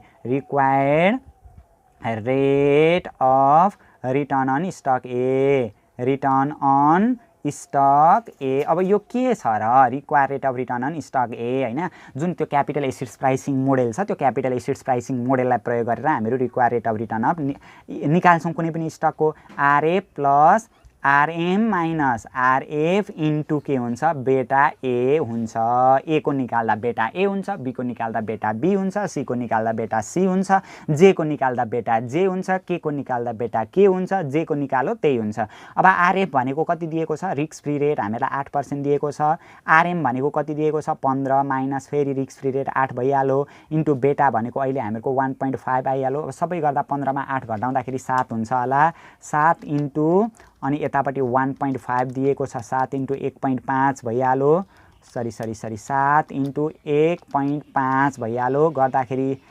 10.5 आउने रहेछ 10.5 र 8 ले 18.5 चाहिँ हामीहरुको के रहेछ required rate of return on stock A रहेछ भनेर हामीले निकाल्नु पर्ने लेख्नु पर्ने हुन्छ so the required rate of return on stock A is के भन्दिने 18.5% भनेर लेखिदिने त्यति गर्ने बित्तिकै हामीहरुको इति श्री गोविन्दाय नमः नमः भनेर प्रब्लम पनि सकिन्छ अब अर्को प्रब्लम गर्दाखेरि अहिले यहाँनेरि समयले भ्याइदैन होला अलिक हैन अर्को प्रब्लम जुन हामीहरुको 11 नम्बर छन् 11 नम्बर देखि तलका पनि प्रत्येक प्रब्लम हामीहरु आगामी आउने क्लासमा सबैलाई सल्भ गर्दै जाने छौं योभन्दा अगाडिका क्लासेसहरुमा हामीहरुले फन्डामेन्टल अफ रिस्क एन्ड रिटर्नसँग जोडिएका र फाइनल एक्जाममा सोधिएका 3 वटा 15 मार्क्सका लङ एनालाइटिकल न्युमेरिकल प्रब्लमलाई सल्भ गर्न सिकेका थियौं भने आजको क्लासमा फेरि एकपटक हामीहरु यही च्याप्टर यानि कि फन्डामेन्टल अफ रिस्क एन्ड रिटर्नसँगै जोडिएका केही 2 मार्क्सका र केही 10 मार्क्सका न्युमेरिकल प्रब्लमलाई सल्भ गरेर यो च्याप्टरलाई अझ विस्तृत रूपमा बुझ्ने कोसिस गर्नेछौं जस अन्तर्गत आजको क्लासमा हामीहरु सुरुमा हामीहरुलाई ओल्ड इज गोल्डमा दिएका 2 मार्क्सका भेरी सर्ट न्युमेरिकल प्रब्लमलाई सल्भ गर्न सिक्नेछौँ र यी 2 मार्क्सका सर्ट न्युमेरिकल प्रोब्लमलाई सल्भ गर्न सिकिसके पश्चात हामीहरू आजकै क्लासमा केही 10 मार्क्सका न्युमेरिकल प्रोब्लमलाई पनि सल्भ गर्न सिक्नेछौँ र हामीहरूले पास्टको ट्रेन्डलाई हेऱ्यौँ भने नि यो च्याप्टरबाट फाइनल एक्जाममा 2073 सालदेखि 77 सालसम्म क्रमशः 2 मार्क्सको न्युमेरिकल प्रोब्लम पनि सोधिरहेको हामीहरू देख्नमा पाउँछौँ। आजको क्लासमा चाहिँ हामीहरू सुरुवात यही 2077 क्वेसन नम्बर 7 मा आएको प्रोब्लमबाट गर्नेछौँ। प्रोब्लम अत्यन्तै धेरै हामीलाई सजिलो दिएको छ हैन। सबैभन्दा सुरुमा त हामीहरू कुन सालको प्रोब्लम आएको रहेछ त्यो साललाई माथि लेखिदिन्छौँ, सोलुसन लेखिदिन्छौँ, एक्जाममा गर्दाखेरि पनि गिभन भनेर लेखिदिन्छौँ हैन। हामीलाई के दिएको छ भने assume that the risk free rate is 6% भनेर हामीलाई दिएको छ। रिस्क फ्री रेट भनेको चाहिँ नि अर्थतन्त्रमा जोखिमै नहुँदाखेरि पनि हैन, रिस्कहरू नभएको अवस्थामा कुनै पनि लगानीकर्ताले कुनै पनि सेक्टरमा लगानी गर्यो भने न्यूनतम 6% चाहिँ प्रतिफल पाउँछ क्या। जोखिम बहन नगरिकनै पनि कुनै पनि लगानीकर्ताले 6% प्रतिफल पाउँछ। यसैलाई नि के भनिन्छ, रिस्क फ्री रेट अथवा रियल रिस्क फ्री रेट पनि भनिन्छ हैन। अन्त मार्केट रिस्क प्रिमियम हामीलाई दिएको रहेछ 8% अनि बेटा अफ स्टक जे इज 1.5% भनेको छ। बेटाले जहिले पनि व्यवस्थित जोखिमको मेजर गर्छ, यानी कि सिस्टमेटिक रिस्कको मेजरमेन्ट गर्छ हैन। 1.5 दिएको रहेछ। मार्केटको बेटा जहिले पनि 1 हुन्छ भन्ने कुरा हामीले अघिल्लो क्लासमा पनि डिस्कस गरेका थियौँ। Calculate the required rate of return on stock जे भनिरहेको छ। रिक्वायर्ड रेट अफ रिटर्न भनेको कुनै पनि लगानीकर्ताले कुनै पनि स्टकमा लगानी गरिसके पश्चात त्यो स्टकबाट लगानीकर्तालाई न्यूनतम कति प्रतिशत प्रतिफल चाहिँ आवश्यक पर्छ त, त्यसैलाई नि के भनिन्छ, रिक्वायर्ड रेट अफ रिटर्न अथवा आवश्यक प्रतिफलको दर भनेर भनिन्छ। यो required rate of return calculation गर्नका लागि जहिले पनि हामीहरू क्यापिटल एसिस प्राइसिङ मोडेल यानी कि CAPM एप्रोचको फलो गर्ने अथवा प्रयोग गर्ने गर्छौँ। सबैभन्दा सुरुमा यसलाई नै हामीहरू गिभन तानौँ अनि फेरि फर्दर हामीहरू छलफल पनि गर्दै जान्छौँ।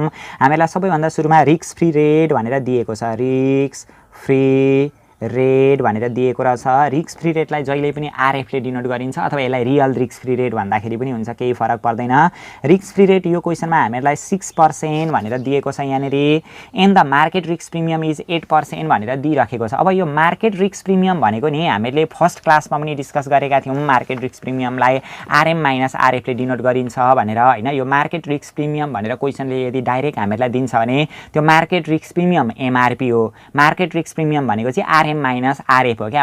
यो मार्केटको रिटर्नमा रिस्क फ्री रेट घटायो भने चाहिँ त्यो जुन बाँकी हुन आउने भ्यालु हुन्छ त्यसैलाई नि के भनिन्छ, मार्केट रिस्क प्रिमियम भनेर भनिन्छ। त्यही भएर यहाँनिर लेखिदिन्छौँ हामीहरू मार्केट रिस्क प्रिमियम भनेर लेखिदिन्छौँ ल। Market risk premium, market risk premium भनेको MRP हो। यो भनेको के रहेछ, RM मार्केटको रिटर्नमा त्यो रिस्क फ्री जोखिम बिनाको प्रतिफलको दर हामीले घटाइदिउँ भने त्यो दुईटा बीचको फरकलाई नै के भनिदो रहेछ, मार्केट रिस्क प्रिमियम भनेर भनिदो रहेछ। र कहिलेकाहीँ चाहिँ नि हामीलाई मार्केट रिस्क प्रिमियम दिनुको साटो रिस्क प्रिमियम मात्रै पनि भनेर दिन्छ क्या। यो मार्केट रिस्क प्रिमियम र रिस्क प्रिमियममा अलिकति फरक छ।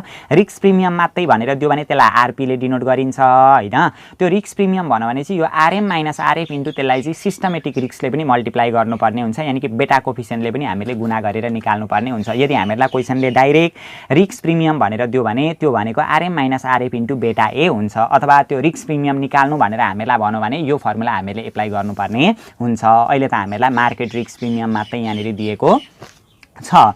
र यहाँभन्दा पछाडि हामीलाई बेटा अफ स्टक जे भनेर दिएको रहेछ। स्टक जे को बेटा हामीलाई दिएको रहेछ, बेटा अफ स्टक जे हैन। हामीलाई स्टक A को पनि दिन्छ, स्टक B को पनि दिन सक्छ, J को पनि दिन सक्छ। हामीलाई अहिले चाहिँ J कै दिएको रहेछ। हामीलाई पनि 1.5 भनेर दिएको रहेछ। 1.5 भनेर आइहाल्यो, पर्सेन्टमा हुँदैन यो। अनि calculate required rate of return on stock जे भनेको रहेछ। सुरुमा हामीहरू लेखिदिन्छौँ required rate of return, required rate of return on stock जे भनेर हामीहरू लेखिदिन्छौँ। Required rate of return RJ ले डिनोट गरिन्छ, इजिकल टु वाट भनेर सुरुमा लेखिदिन्छौँ। RJ required rate of return निकाल्ने formula RF plus RM minus RF into beta J हुन्छ भनेर हामीले त्यो क्यापिटल एसिड्स प्राइसिङ मोडेलमा फर्स्ट क्लासमा पनि हामीले डिस्कस गरेका थियौँ। रिक्वायर्ड रेट अफ रिटर्न निकाल्नका लागि RF plus RM minus RF into बेटा A भन्ने हुन्छ।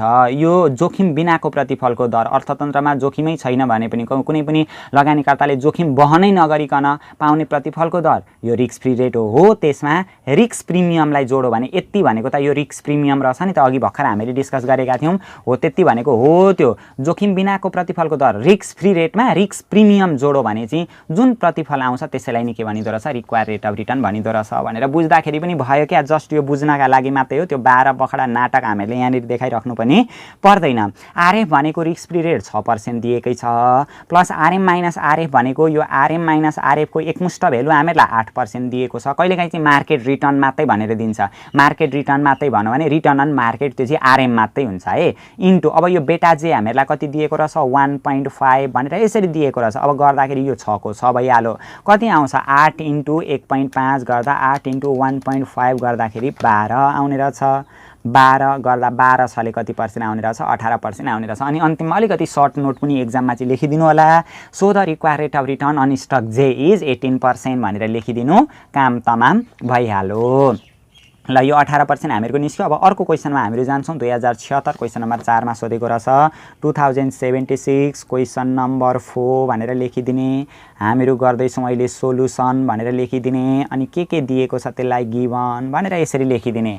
अब हेर्ने ल क्वेसनले के भन्दैछ भने suppose you invested 35,000 in stock A भन्दैछ। मानिलिउँ कि हामीले चाहिँ स्टक एमा 35,000 लगानी गऱ्यौँ अरे, इन्भेस्ट गऱ्यौँ अरे, द्याट एज अ बेटा कोफिसियन्ट र त्यसको बेटा कोफिसियन्ट चाहिँ 0.8 छ अरे भनेर हामीलाई दिएको छ।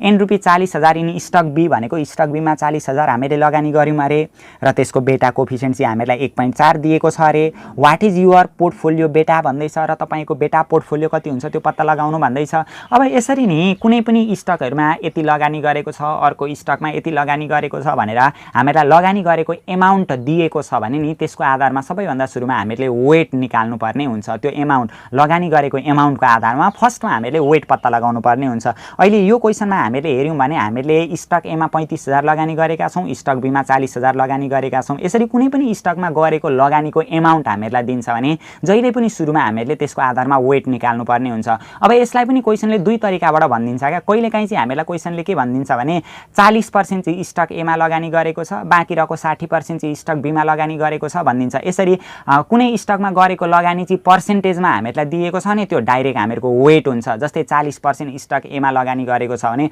वेट अफ स्टक ए चाहिँ 40% अथवा 0.40 हुन्छ। अनि स्टक बीमा 60% लगानी गरेको छ भनौँ भने वेट अफ स्टक बी चाहिँ 60% अथवा 0.60 हुन्छ। डाइरेक्ट पर्सेन्टेजमा दियो भने चाहिँ त्यो डाइरेक्ट हामीहरूको लागि वेट हुन्छ। तर अहिले त हामीलाई यो पर्सेन्टेजमा दिएको छैन नि त, अहिले चाहिँ हामीलाई एमाउन्टमा दिएको छ क्या। हो यस्तो एमाउन्टमा दियो भने चाहिँ हो यो लगानी गरेको एमाउन्टको आधारमा हामीले वेट पत्ता लगाउनु पर्ने हुन्छ। र फर्स्टमा हामीहरू गिभन कसरी तान्छौँ भने यहाँनिर हामीलाई दिएको छ इन्भेस्टमेन्ट भनेर दिएको छ नि त, इन्भेस्टमेन्ट अफ स्टक ए भनेर दिएको छ। स्टक ए होइन, स्टक एमा कति लगानी गरेको छ 35,000 लगानी गरेको छ। पहिले कुन कुनमा कति लगानी गर्यो त्यही लेखिदिने क्या। दिएको कुरालाई जम्मा सार्नु छ, सार्दा सार्दै हैरान चाहिँ आफूलाई हैरान भएँ भनेर चुप्पा लागेर बस्नु भएन।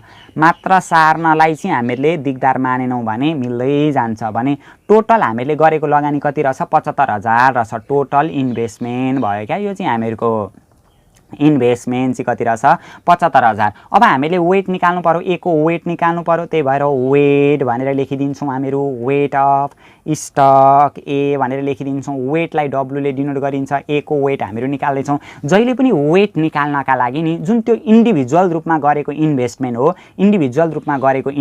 त्यसलाई टोटल इन्भेस्टमेन्टले भाग गर्नुपर्ने हुन्छ। इन्डिभिजुअल रूपमा गरेको इन्भेस्टमेन्ट 35,000 छ, डिभाइड बाई टोटल इन्भेस्टमेन्ट हामीहरूको 75,000 छ। 35,000 का मुनि 75 गरिदिँदा ए को वेट आउँछ। त्यसै गरी अर्को के को निकाल्नु पर्यो, वेट अफ स्टक बी निकाल्नु पर्यो। वेट अफ स्टक बी पनि हामीले निकाल्नु पर्ने हुन्छ। यसलाई डब्लुबीले डिनोट गरिन्छ। वेट अफ स्टक बी भनेको जम्मा हामीहरूको 40,000 छ, डिभाइड बाई टोटल भनेको हामीहरूको कति हुन्छ 75,000 हुन्छ। गर्दाखेरि कति आउने रहेछ 35,000 का मुनि 75,000, 35 का मुनि डाइरेक्ट 75 गरिदिँदाखेरि भइहाल्यो। 35 का मुनि 75 गर्दाखेरि 0.4667 आउने रहेछ। 0.4667 भनेर आउने रहेछ यहाँनिर। अनि 40 का मुनि 75 गर्दाखेरि 40 का मुनि 75 गर्दाखेरि आउने रहेछ हामीहरूको 0.5333 आउने रहेछ। ल 0.5333 33 भनेर यसरी हामीले वेटमा कन्भर्ट गर्नुपर्ने हुन्छ। यसरी लगानी गरेको एमाउन्ट हामीलाई दिएको छ भने क्वेसनले के भन्दै थियो भने suppose you invested 35,000 in stock A that has a beta, त्यो स्टक ए को बेटा हामीलाई के दिएको छ, यो हामीले त वेट त निकाल्यौँ, अब यसको बेटा कति दिएको रहेछ, यो बेटा ए को पनि बेटा हामीलाई दिएको छ,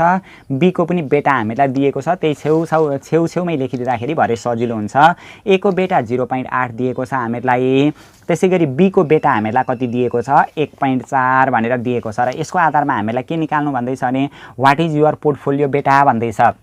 अब यो समग्र रूपमा पोर्टफोलियोको बेटा चाहिँ कति हो त, हामीले त जम्मा दुईटा स्टकमा लगानी गरेका रहेछौँ, स्टक ए र स्टक बीमा लगानी गरेका रहेछौँ। अब स्टक एमा लगानी गर्दाखेरि त्यो स्टक ए को बेटा स्टक एमा भएको सिस्टमेटिक रिस्क हामीलाई दिएको छ, स्टक बीमा भएको सिस्टमेटिक रिस्क हामीलाई दिएको छ। समग्रमा अब हामीले यो दुईटैमा लगानी गरिसके पछाडि यो त पोर्टफोलियो बन्यो नि त। अब यो पोर्टफोलियोको सिस्टमेटिक रिस्क चाहिँ कति हो त, पोर्टफोलियोको बेटा कोफिसिएन्ट चाहिँ कति हो त, त्यो हामीलाई पत्ता लगाउनु भनेर क्वेसनले भनिराखेको छ। त्यही भएर यहाँनिर हामीले लेखिदिन्छौँ बेटा कोफिसिएन्ट अफ पोर्टफोलियो, बेटा कोफिसिएन्ट अफ पोर्टफोलियो भनेर हामीहरू लेखिदिन्छौँ PORTFOLIO पोर्टफोलियो।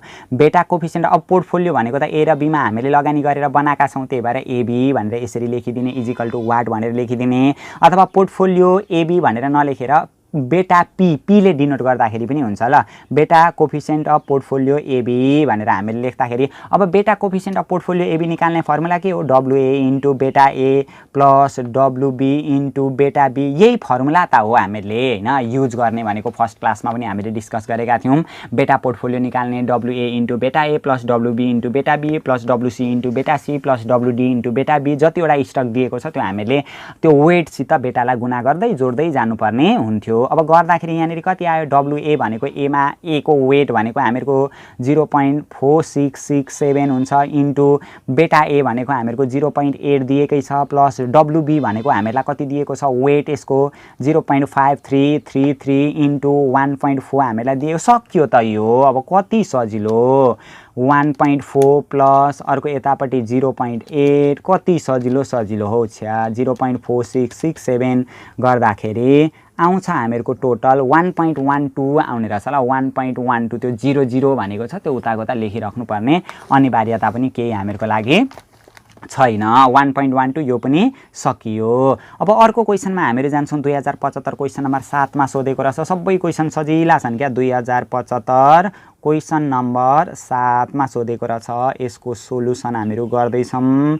पहिले के दिएको छ त्यसलाई के को रूपमा सारिदिने, गिभनको रूपमा सारिदिने। अब यहाँ हेर्ने, assume that the risk free rate is 8% भनेर दिएको छ। रिस्क फ्री रेट भनेको अर्थतन्त्रमा यदि जोखिमै छैन, केही जोखिमै वहन गर्नु पर्दैन भने पनि कुनै पनि लगानीकर्ताले कुनै ठाउँमा कुनै सेक्टरमा लगानी गर्यो भने 8% न्यूनतम प्रतिफल चाहिँ पाउँछ त्यहाँबाट, जोखिमै वहन नगर्दाखेरि पनि हो। त्यो दरलाई नै रिस्क फ्री रेट भनेर भनिन्छ ल। रिस्क फ्री क्या, जोखिम नहुँदाखेरिको आउने प्रतिफल भन्न खोजेको। त्यहाँनिर सेन्टेन्सले नि भनेको छ नि त, रिस्क चाहिँ के छ, फ्री छ, जोखिमै छैन, जोखिमै नहुँदा पनि 8% चाहिँ प्राप्त गर्छ भनेर भन्न खोजेको हो क्या। कति सजिलो। रिस्क फ्री रेट भनेर हामीलाई यहाँनिर पनि दिएको छ। रिस्क फ्री रेटलाई हामीहरू RF ले डिनोट गरिदिन्छौँ। रिस्क फ्री रेट हामीहरूको लागि 8% दिएको रहेछ। र अझै हामीलाई के भन्यो भने मार्केट रिस्क प्रिमियम 6% भन्दैछ। अब त्यो मार्केट रिस्क प्रिमियम त अघि भर्खर हामीले डिनोट गर्न सिकेका थियौँ नि। मार्केट रिस्क प्रिमियम भनेको के हो, MRP। मार्केट रिस्क प्रिमियम भनेको RM माइनस के हो, RF हो। कति पर्सेन्ट दिएको रहेछ त यो मार्केट रिस्क प्रिमियम हामीलाई भनेदेखि 6% भनेर यहाँनिर दिएको रहेछ, 6% भनेर दिएको रहेछ। अनि बेटा अफ स्टक जे भनेर दिएको छ। यो स्टक जे को बेटा भनेर हामीलाई दिएको रहेछ। बेटा अफ स्टक जे भनेर दिएको रहेछ। बेटा अफ स्टक जे इजिकल टु 2 भनेर हामीलाई दिएको रहेछ। 2 दिएको रहेछ। र average rate of return on stock जे इज भनेर दिएको रहेछ। अब यो एभरेज रेट अफ रिटर्न भनेर दियो नि त हामीहरूलाई। एभरेज रेट अफ रिटर्न भनेर दिएछ। रेट अफ रिटर्नलाई आरले डिनोट गरिन्छ। एभरेज भनौँ भने चाहिँ माथि बार क्या, एभरेज अथवा एक्सपेक्टेड भनौँ भने चाहिँ अगाडि ईले सिम्बल गरिदिँदाखेरि राम्रो हुन्छ, डिनोट गरिदिँदाखेरि राम्रो हुन्छ।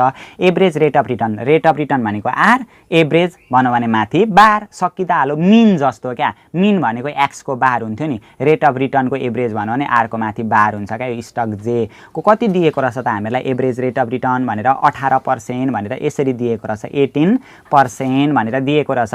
इज स्टक जे करेक्टली प्राइस भन्दैछ। अब यो स्टक जे चाहिँ करेक्टली प्राइस छ अरे भन्दैछ क्या। अब करेक्टली प्राइस हुनका लागि नि एउटा कन्सेप्ट हामीले जान्नै पर्छ। करेक्टली प्राइस हुनका लागि जहिले पनि रिक्वायर रेट अफ रिटर्न र एभरेज रेट अफ रिटर्न आपसमा बराबर हुनुपर्छ क्या, अथवा रिक्वायर रेट अफ रिटर्न र एक्सपेक्टेड रेट अफ रिटर्न आपसमा बराबर भयो भने मात्रै त्यो करेक्टली प्राइस भइराखेको हुन्छ।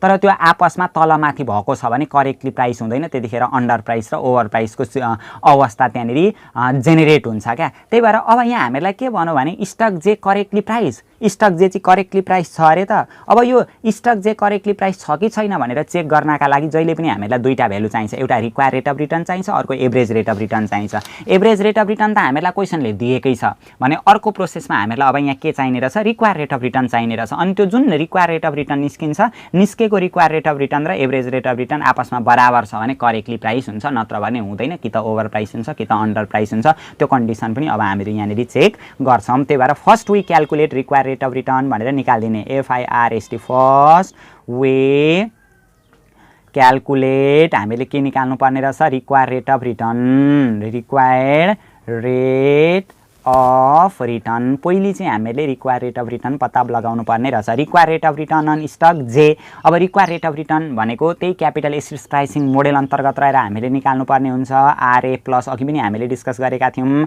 RM minus RF into beta जे भन्ने यो फर्मुला एप्लाई गर्नु पर्यो क्या। अब आरएफ भनेको रिस्क फ्री रेट 8 दिएकै छ, प्लस आरएम माइनस आरएफ भनेको यसको समग्र भ्यालु हामीलाई 6% दिएकै छ होइन। यसको बेटा जे भनेको कति दिएको छ, 2 दिएको छ। अब 6 दुना 12 र 8ले कति पर्सेन्ट हुन्छ, 20% हुन्छ, 20% आयो क्या। अब अघि हामीले के भनेका थियौँ भने जब यो एभरेज रेट अफ रिटर्न र रिक्वायर रेट अफ रिटर्न हामीलाई जति पर्सेन्ट रिक्वायर चाहिएको छ नि प्रतिफल हो त्यो र एभरेज रेट अफ रिटर्न आपसमा बराबर छ भने मात्रै करेक्टली प्राइस हुन्छ। तर यहाँ बराबर देखियो त, देखिएन, बराबर छैन। बराबर छैन भने करेक्टली प्राइस पनि छैन। अब करेक्टली प्राइस छैन भने कि त ओभर प्राइस हुन्छ कि त अन्डर प्राइस हुन्छ। अब कसरी दिने त भनेदेखि जब यो एभरेज रेट अफ रिटर्न भन्दा नि एभरेज रेट अफ रिटर्न भन्दा रिक्वायर रेट अफ रिटर्न यदि धेरै छ भने त्यो ओभर प्राइस स्टक हुन्छ क्या। त्यो स्टकको मूल्य चाहिँ बजारमा धेरै तोकिरहेको हुन्छ। जब यो एभरेज रेट अफ रिटर्न भन्दा रिक्वायर रेट अफ रिटर्न बढी हुन्छ त्यो ओभर प्राइस स्टक हुन्छ। कहिलेकाहीँ चाहिँ के भइदिन्छ भने यो एभरेज रेट अफ रिटर्न भन्दा रिक्वायर रेट अफ रिटर्न कम्ती भइदिन्छ। एभरेज रेट अफ रिटर्न भन्दा रिक्वायर रेट अफ रिटर्न कम्ती भएको अवस्थामा चाहिँ अन्डर प्राइस भइरहेको हुन्छ। अन्डर प्राइस भएको स्टक चाहिँ लगानीकर्ताका लागि किन्नको लागि फाइदाजनक हुन्छ क्या, किनभने अन्डर प्राइस भनेको त कम्ती मूल्य तोकिरहेको हुन्छ। कम्ती मूल्य तोकिरहेको स्टक किन्यो भने चाहिँ लगानीकर्तालाई फाइदा हुन्छ भनेर हामीले हेर्नुपर्ने हुन्छ। मात्र के बुझ्नु पर्यो भने तीनवटा कन्डिसन हामीले ख्याल गर्नु पर्दो रहेछ। यदि एभरेज रेट अफ रिटर्न र रिक्वायर रेट अफ रिटर्न बराबर छ भने त्यो करेक्टली प्राइस हुन्छ। एभरेज रेट अफ रिटर्न भन्दा रिक्वायर रेट अफ रिटर्न यदि बढी छ भने त्यो ओभर प्राइस हुन्छ। एभरेज रेट अफ रिटर्न भन्दा रिक्वायर रेट अफ रिटर्न कम्ती छ भने त्यो अन्डर प्राइस भइरहेको हुन्छ भनेर हामीले भन्नुपर्ने हुन्छ। अब यहाँ त हामीले डिस्क्रिप्सनमा अलिकति डिसिजन त दिनुपर्ने हुन्छ नि त। त्यही भएर डिसिजनमा हामीले के लेख्नु पर्यो भनेदेखि एभरेज रेट अफ रिटर्न यसरी लेखिदिने, average rate of return, average rate of return is lower than average rate of return चाहिँ लोअर छ, सानो छ, अथवा रिक्वायर रेट अफ रिटर्न चाहिँ ठुलो छ भनेर जे भनेर भन्दाखेरि पनि त भयो नि त। Average rate of return is lower than require rate of return, required rate of return. So stock जे इज नट करेक्टली प्राइस। यो करेक्टली प्राइस छैन। दुईटा आपसमा बराबर भयो भने मात्रै करेक्टली प्राइस हुन्छ। तर रिक्वायर रेट अफ रिटर्न धेरै भयो भने it is over price stock भनिदिने, it is over price stock भनेर भनिदिने। यो चाहिँ के भइराखेको छ, यसको मूल्य चाहिँ बजारमा बढी तोकिरहेको रहेछ। यस्तो बढी मूल्य तोकिएको स्टक किन्नु लगानीकर्ताका लागि फाइदाजनक हुँदैन भनेर त्यो सबै लेखिराख्नु पनि पर्दैन। 2 मार्क्सको क्वेसन हो, यति गर्दाखेरि काफी भइहाल्यो ल। अब यो भयो होइन। 8 नम्बरको पनि हामीले सक्यौँ। अब 9 नम्बरमा हामीहरू प्रविष्ट गऱ्यौँ होला है, बिस्तारो बिस्तारो गर्दै। 9 नम्बरमा हामीलाई के भन्नु भने अ पोर्टफोलियो कन्सिस्ट भनेको अब यहाँ एउटा पोर्टफोलियो निर्माण भएको रहेछ क्या। अब stock A and stock B भनेको स्टक ए र स्टक बीमा लगानी गरेर एउटा पोर्टफोलियो बनिएको रहेछ विथ बेटा भनेको छ। त्यो स्टक ए को बेटा 0.9 र स्टक बी को बेटा 1.6 हामीलाई दिएको छ। यसरी दिएको रहेछ हामीलाई हैन। बेटा अफ स्टक ए भनेर लेखिदिने यहाँनिर बेटा अफ स्टक ए दिएको रहेछ। सुरुमा चाहिँ कति सालमा आएको त्यो लेखिदिने अनि सोलुसन भन्ने गिभन लेखिदिने। यहाँनिर गर्दा फाइनल एक्जाममा गर्दाखेरि त कति नम्बरको क्वेसन हो त्यो नम्बर लेखिदिने अनि सोलुसन भन्ने गिभन भन्ने अनि गर्न थाल्ने। ल प्रोसेस वाइज चाहिँ गयो भनेदेखि चाहिँ राम्रो हुन्छ, अलिकति एट्र्याक्टिभ देखाउनु पर्यो नि त एन्सरलाई पनि। बेटा अफ स्टक ए भनेको बेटा ए हैन। स्टक ए को बेटा कति दिएको रहेछ हामीलाई 0.9। त्यसै गरी बेटा अफ स्टक बी, बेटा अफ स्टक बी भनेको बेटा पी कति दिएको रहेछ, स्टक बी को बेटा हामीलाई दिएको रहेछ 1.6 भनेर दिएको रहेछ हैन। अनि त्यसै गरी हामीलाई के भन्नु भने if stock A consist of 80% investment in the portfolio what is your portfolio beta भन्दैछ। अनि यो स्टक एमा stock A consist of 80% of the investment हामीसित भएको जहिले पनि हामीसित भएको पैसा भनेको 100% हुन्छ। 100% पैसा मध्ये 80% चाहिँ स्टक एमा लगानी गरेको रहेछ। अब हामीले त अहिले पोर्टफोलियो नि ए र बीमा लगानी गरेर बनाएको छ नि त, किनभने त्यही ए र बी भन्ने स्टकको कुरा गर्दैछ, तिनीहरू पोर्टफोलियोको कुरा गर्दैछ।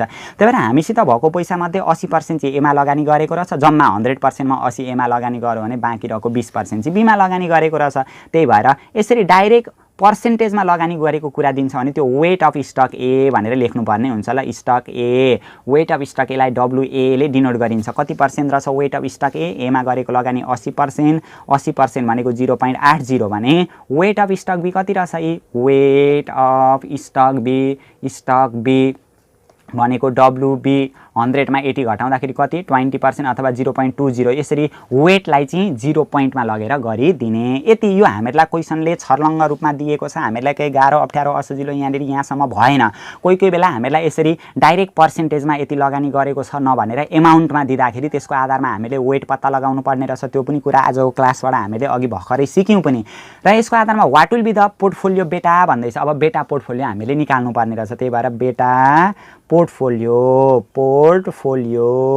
बेटा पोर्टफोलियो भनेको बेटा पोर्टफोलियो पी निकाल्नु पर्ने छ हामीले। बेटा पोर्टफोलियो निकाल्नका लागि WA इन्टु बेटा ए प्लस WB इन्टु बेटा बी अघि पनि त हामीले भर्खर निकालेको हो। WA भनेको 0.80 इन्टु बेटा ए भनेको 0.9 प्लस WB भनेको वेट अफ बी 0.20 इन्टु 1.6 गरिदिने। अब एन्सर त आइहाल्यो त्यतिकै पनि 0.8 इन्टु 0.9 प्लस 0.20 इन्टु 1.6 गर्दाखेरि हामीहरूको आउने रहेछ जम्मा 1.04 भनेर आउने रहेछ। यो चाहिँ हामीहरूको के भयो 1.04 चाहिँ बेटा पोर्टफोलियो भयो। अन्तिममा अलिकति सर्ट नोट पनि लेखिदिनु ल। सो द बेटा पोर्टफोलियो इज 1.04 भनेर एक्जाममा लेखिदिनु भयो भने अझै बढी एन्सर चाहिँ अलिकति एट्र्याक्टिभ हुन्छ।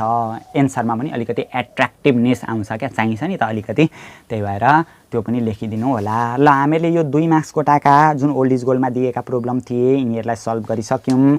अब हेर्ने ल, अब हामीहरू डिस्क्रिप्टिभ एन्सर क्वेसन अन्तर्गत जान्छौँ हैन। 2077 साल 74 साल यिनीहरूमा आएको रहेछ। यो 10 मार्क्स कोटाका पनि केही प्रब्लमलाई अब हामीहरू सल्भ गरेर हेरौँ।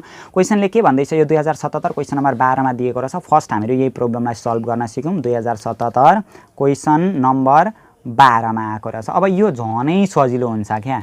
यो नि यो 10 मार्क्सका क्वेसन त यो च्याप्टरको त्यत्तिकै लाजमर्दो क्वेसन हुन्छन्। कति सजिलो छन् अब हामीहरू देखिहाल्छौँ। Consider the following information associated with stock A and stock B given in the following table भनेर हामीलाई दिएको छ। यो टेबलमा चाहिँ स्टक ए र स्टक बी को इन्फर्मेसन हामीलाई दिएको रहेछ भनेर यसरी भनेको छ। एकापट्टि स्टक ए दिएको छ, एकापट्टि स्टक बी दिएको छ। एभरेज रेट अफ रिटर्न भनेर दिएको रहेछ। अब एभरेज रेट अफ रिटर्न दिने बित्तिकै यो हिस्टोरिकल टाइम पिरियड र रिटर्नको आधारमा निकालेको रहेछ भनेर हामीले बुझ्नुपर्ने हुन्छ। किनभने प्रोबेबिलिटीको आधारमा निकालेको छ भने चाहिँ एक्सपेक्टेड रिटर्न भनेर हामीलाई दिइराखेको हुन्छ। ल एभरेज रेट अफ रिटर्न भनेर स्टक ए को 12%, स्टक बी को 18% भनेर हामीलाई दिएको रहेछ हैन। एकापट्टि स्टक ए भनेर लेखिदिउँ, अर्कापट्टि स्टक बी भनेर लेखिदिउँ अनि सरासरी गर्दै जाउँ ल। हामीहरू सोलुसनमा सबैभन्दा सुरुमा गिभन भनेर लेखिदिउँ, कमा दिउँ, स्टक ए को इन्फर्मेसन रहेछ एकापट्टि लेखिदिने, अर्कापट्टि स्टक बी भनेर यसरी लेखिदिने। हामीलाई के दिएको छ एभरेज रेट अफ रिटर्न भनेर दिएको छ। अब एभरेज रेट अफ रिटर्न अब त्यो पुरै एक्जाममा चाहिँ पुरै लेखिदिँदा पनि हुन्छ, किनभने भरे एन्सरै यस्तो क्वेसनको छोटो भइदिइरहेको छ क्या, त्यही भएर पुरै लेखिदिउँ average rate of return, average return मात्रै भनेर लेखिदिएँ ल मैले। Average return on stock A भनेर यसरी लेखिदिएँ। Average return on stock A भनेको एभरेज रिटर्न भनेको आर, एभरेज भन्यो भने माथि बार, ए को रिटर्न हो नि त। यो कति पर्सेन्ट हामीलाई दिएको छ 12% दिएको रहेछ, यो 12% भयो। अब त्यसै गरी बी को average return on stock B, average return on stock B भनेर दिएको रहेछ। स्टक बी रिटर्न भनेको आर, एभरेज भनौँ भने माथि बार, यो के को हो बी को हो। कति पर्सेन्ट दिएको रहेछ त 18%। यो दिएको कुरा हैरान लाग्छ है, सार्न चाहिँ हैरान लागेर बरु त्यत्तिकै एन्सर गर्ने खालको दिनु नि जस्तो लाग्न थालिहाल्छ। स्ट्यान्डर्ड डेभिएसन अफ रिटर्न भनेको त्यो रिटर्नको आधारमा पनि त हामीहरू स्ट्यान्डर्ड डेभिएसन निकाल्थ्यौँ नि त अघिल्लो क्लासहरुमा, सम्झिनु त। स्ट्यान्डर्ड डेभिएसन अफ स्टक ए भनिदिने। स्ट्यान्डर्ड डेभिएसन अफ स्टक ए कति पर्सेन्ट दिएको रहेछ 6% र 8%। यतापट्टि 6% आयो, यतापट्टि standard deviation of stock B, standard deviation on stock B कति पर्सेन्ट दिएको रहेछ 8% भनेर दिएको रहेछ। यो पनि भयो। अनि कोभेरिएन्स अफ रिटर्न भनेर दिएको छ नि। अब कोभेरिएन्स र कोरिलेसन भनेको चाहिँ दुईटैबाट निकालिन्छ क्या। कोभेरिएन्स भनेको त्यो रिटर्नको विचलन हो क्या, एउटा -38.4 रहेछ, कोरिलेसन कोफिसिएन्ट 0.8 भनेर दिएको रहेछ। अब कोभेरिएन्स भनेको कोभेरिएन्स यो एबी बीचको कोभेरिएन्स कति दिएको रहेछ -38.4 भनेर दिएको रहेछ। कोरिलेसन कोफिसिएन्ट भनेर दिएको रहेछ। कोरिलेसनलाई आरले डिनोट गर्दा पनि हुन्छ, त्यो सुत्न आँटेको पीले डिनोट गर्दाखेरि पनि हुन्छ। -0.8 भनेर यति इन्फर्मेसन दिएको रहेछ। र यसको आधारमा ए नम्बरमा के भन्दैछ भने which one stock is more risky, which one stock would you prefer भन्दैछ। कुन चाहिँ स्टक बढी रिस्की छ अरे, अनि which one would you prefer भन्दैछ हामीहरूलाई होइन। कुन चाहिँ बढी रिस्की छ अरे र कुन चाहिँ तपाईँ चाहिँ प्रिफर गर्नुहुन्छ भन्दैछ। अब यसरी कुन चाहिँ तपाईँ प्रिफर गर्नुहुन्छ भनेर सोध्यो भने जहिले पनि हामीहरूले सिबी निकाल्नुपर्ने हुन्छ क्या, किनभने त्यो डाइरेक्ट हामीले यसरी रिटर्नलाई मात्रै हेऱ्यौँ, स्ट्यान्डर्ड डेभिएसनलाई मात्रै हेऱ्यौँ भने त्यो दुईटा बिच दुविधात्मक रिजल्ट आउन सक्छ क्या। यो रिटर्नको आधारमा हेर्दाखेरि एउटा प्रोजेक्ट हामीले सेलेक्ट गर्नुपर्ने रिजन निकालेकोमा स्ट्यान्डर्ड डेभिएसनलाई हेर्दाखेरि अर्कै प्रोजेक्ट सेलेक्ट गर्नुपर्ने खालको रिजन निस्किन सक्छ। जस्तै यहाँनिर हामीले हेऱ्यौँ भनेदेखि यो रिटर्नलाई हेऱ्यौँ भने यो रिटर्नलाई हेर्दाखेरि हेर्ने त यहाँ 12% रिटर्न छ, यहाँ कति पर्सेन्ट छ 18% रिटर्न छ। यो रिटर्नलाई हेऱ्यौँ भने त हामीहरूको सेलेक्ट हुने भनेको त प्रोजेक्ट बी रहेछ नि त। अनि रिस्कलाई हेऱ्यौँ भने जसको रिस्क कम्ती छ त्यो सेलेक्ट गर्ने। रिस्कलाई हेऱ्यो भने त यो ए को रिस्क कम्ती छ, त्यही भएर ए सेलेक्ट गर्नु भन्दो रहेछ। स्ट्यान्डर्ड डेभिएसनको आधारमा ए सेलेक्ट गर्नुपर्ने देखियो, रिस्कको आधारमा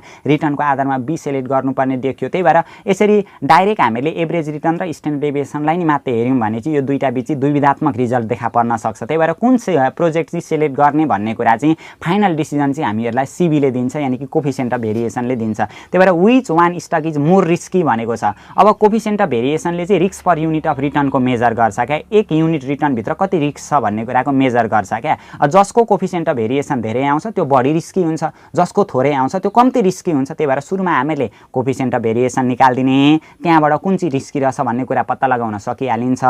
अनि which one stock would you prefer कुन चाहिँ सेलेक्ट गर्नुहुन्छ भन्यो भने सिबी निकाल्दिने, जसको रिस्क कम्ती छ जसको सिबी कम्ती छ त्यही हामीले सेलेक्ट गर्नुपर्ने हुन्छ। त्यही भएर ए नम्बरमा कोफिसिएन्ट अफ भेरिएसन सिबी निकाल्ने ल, सिबिए। ए को सिबी निकाल्दाखेरि सिबी निकाल्ने हामीहरूको फर्मुला सम्झिनु त, स्ट्यान्डर्ड डेभिएसन ए का मुनि average rate of return on A भन्ने यो फर्मुला हामीले एप्लाई गर्नु पर्थ्यो नि त। हामीले फर्स्ट क्लासमा पनि यो फर्मुला डिस्कस गरेका थियौँ। फेरि हेर्दाखेरि नि अलिकति कन्सेप्चुअल यो दृश्य माध्यमबाट भएको कारणले गर्दा अझै बढी प्रभावकारी ढङ्गबाट हामीले बुझे जस्तो लाग्न थालिहाल्छ ल। यो फर्मुला हामीले एप्लाई गर्नुपर्ने हुन्छ। ए को निकाल्दा पनि त्यसरी नि, बी को निकाल्दा पनि त्यसरी नै।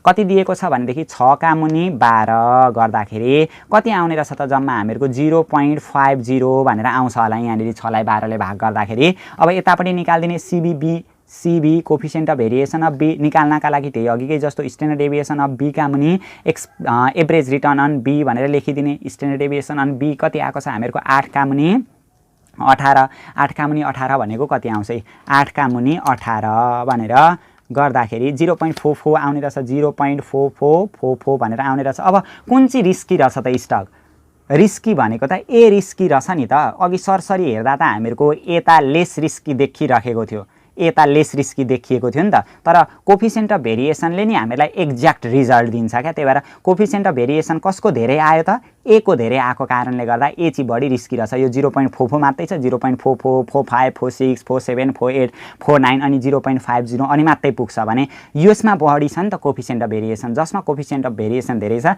त्यसमा risk per unit of return पनि धेरै छ। त्यही भएर रिस्क धेरै छ क्या। त्यही भएर कुन चाहिँ स्टक रिस्की छ भनौँ भने जसको कोफिसिएन्ट अफ भेरिएसन धेरै आउँछ त्यही रिस्की छ। त्यही भएर लेख्नु पर्यो coefficient of variation of stock A is greater than coefficient of variation of stock B. So यति लेखिदिँदा भइहाल्यो। So stock A is more risky than stock B भनेर लेखिदिने क्या। अथवा अझै लामो लेखिन्छ भने coefficient of variation measure risk per unit of return. Coefficient of भेरिएसनले चाहिँ रिस्क पर युनिट अफ रिटर्नको मेजर गर्छ। अनि coefficient of variation of A is greater than coefficient of variation of B. So stock A is more risky than stock B भनेर त्यो लामो language लेख्दाखेरि पनि हुन्छ। त्यो कामै छैन, बेकारको त्यो नाटक नौटङ्की हामीले देखाइराख्नु पनि पर्दैन एक्जाममा होइन। भन्न खोजेको कुरा पुग्नु पनि पर्यो, धेर लेखिराख्नु पनि पर्दैन क्या, मार्क्स आइहाल्छ। अनि फेरि हामीलाई के भन्दैछ भने which one stock would you prefer भन्दैछ। कुन चाहिँ स्टक तपाईँले उडी छान्नुहुन्छ भनेको चाहिँ होइन है। फेरि उड्यु भन्दा तपाईँ उड्नु अनि छान्नु भनेको होइन। कुन चाहिँ तपाईँ सेलेक्ट गर्नुहुन्छ अरे त दुईटा मध्ये भनेर हामीलाई क्वेसनले भनिराखेको छ।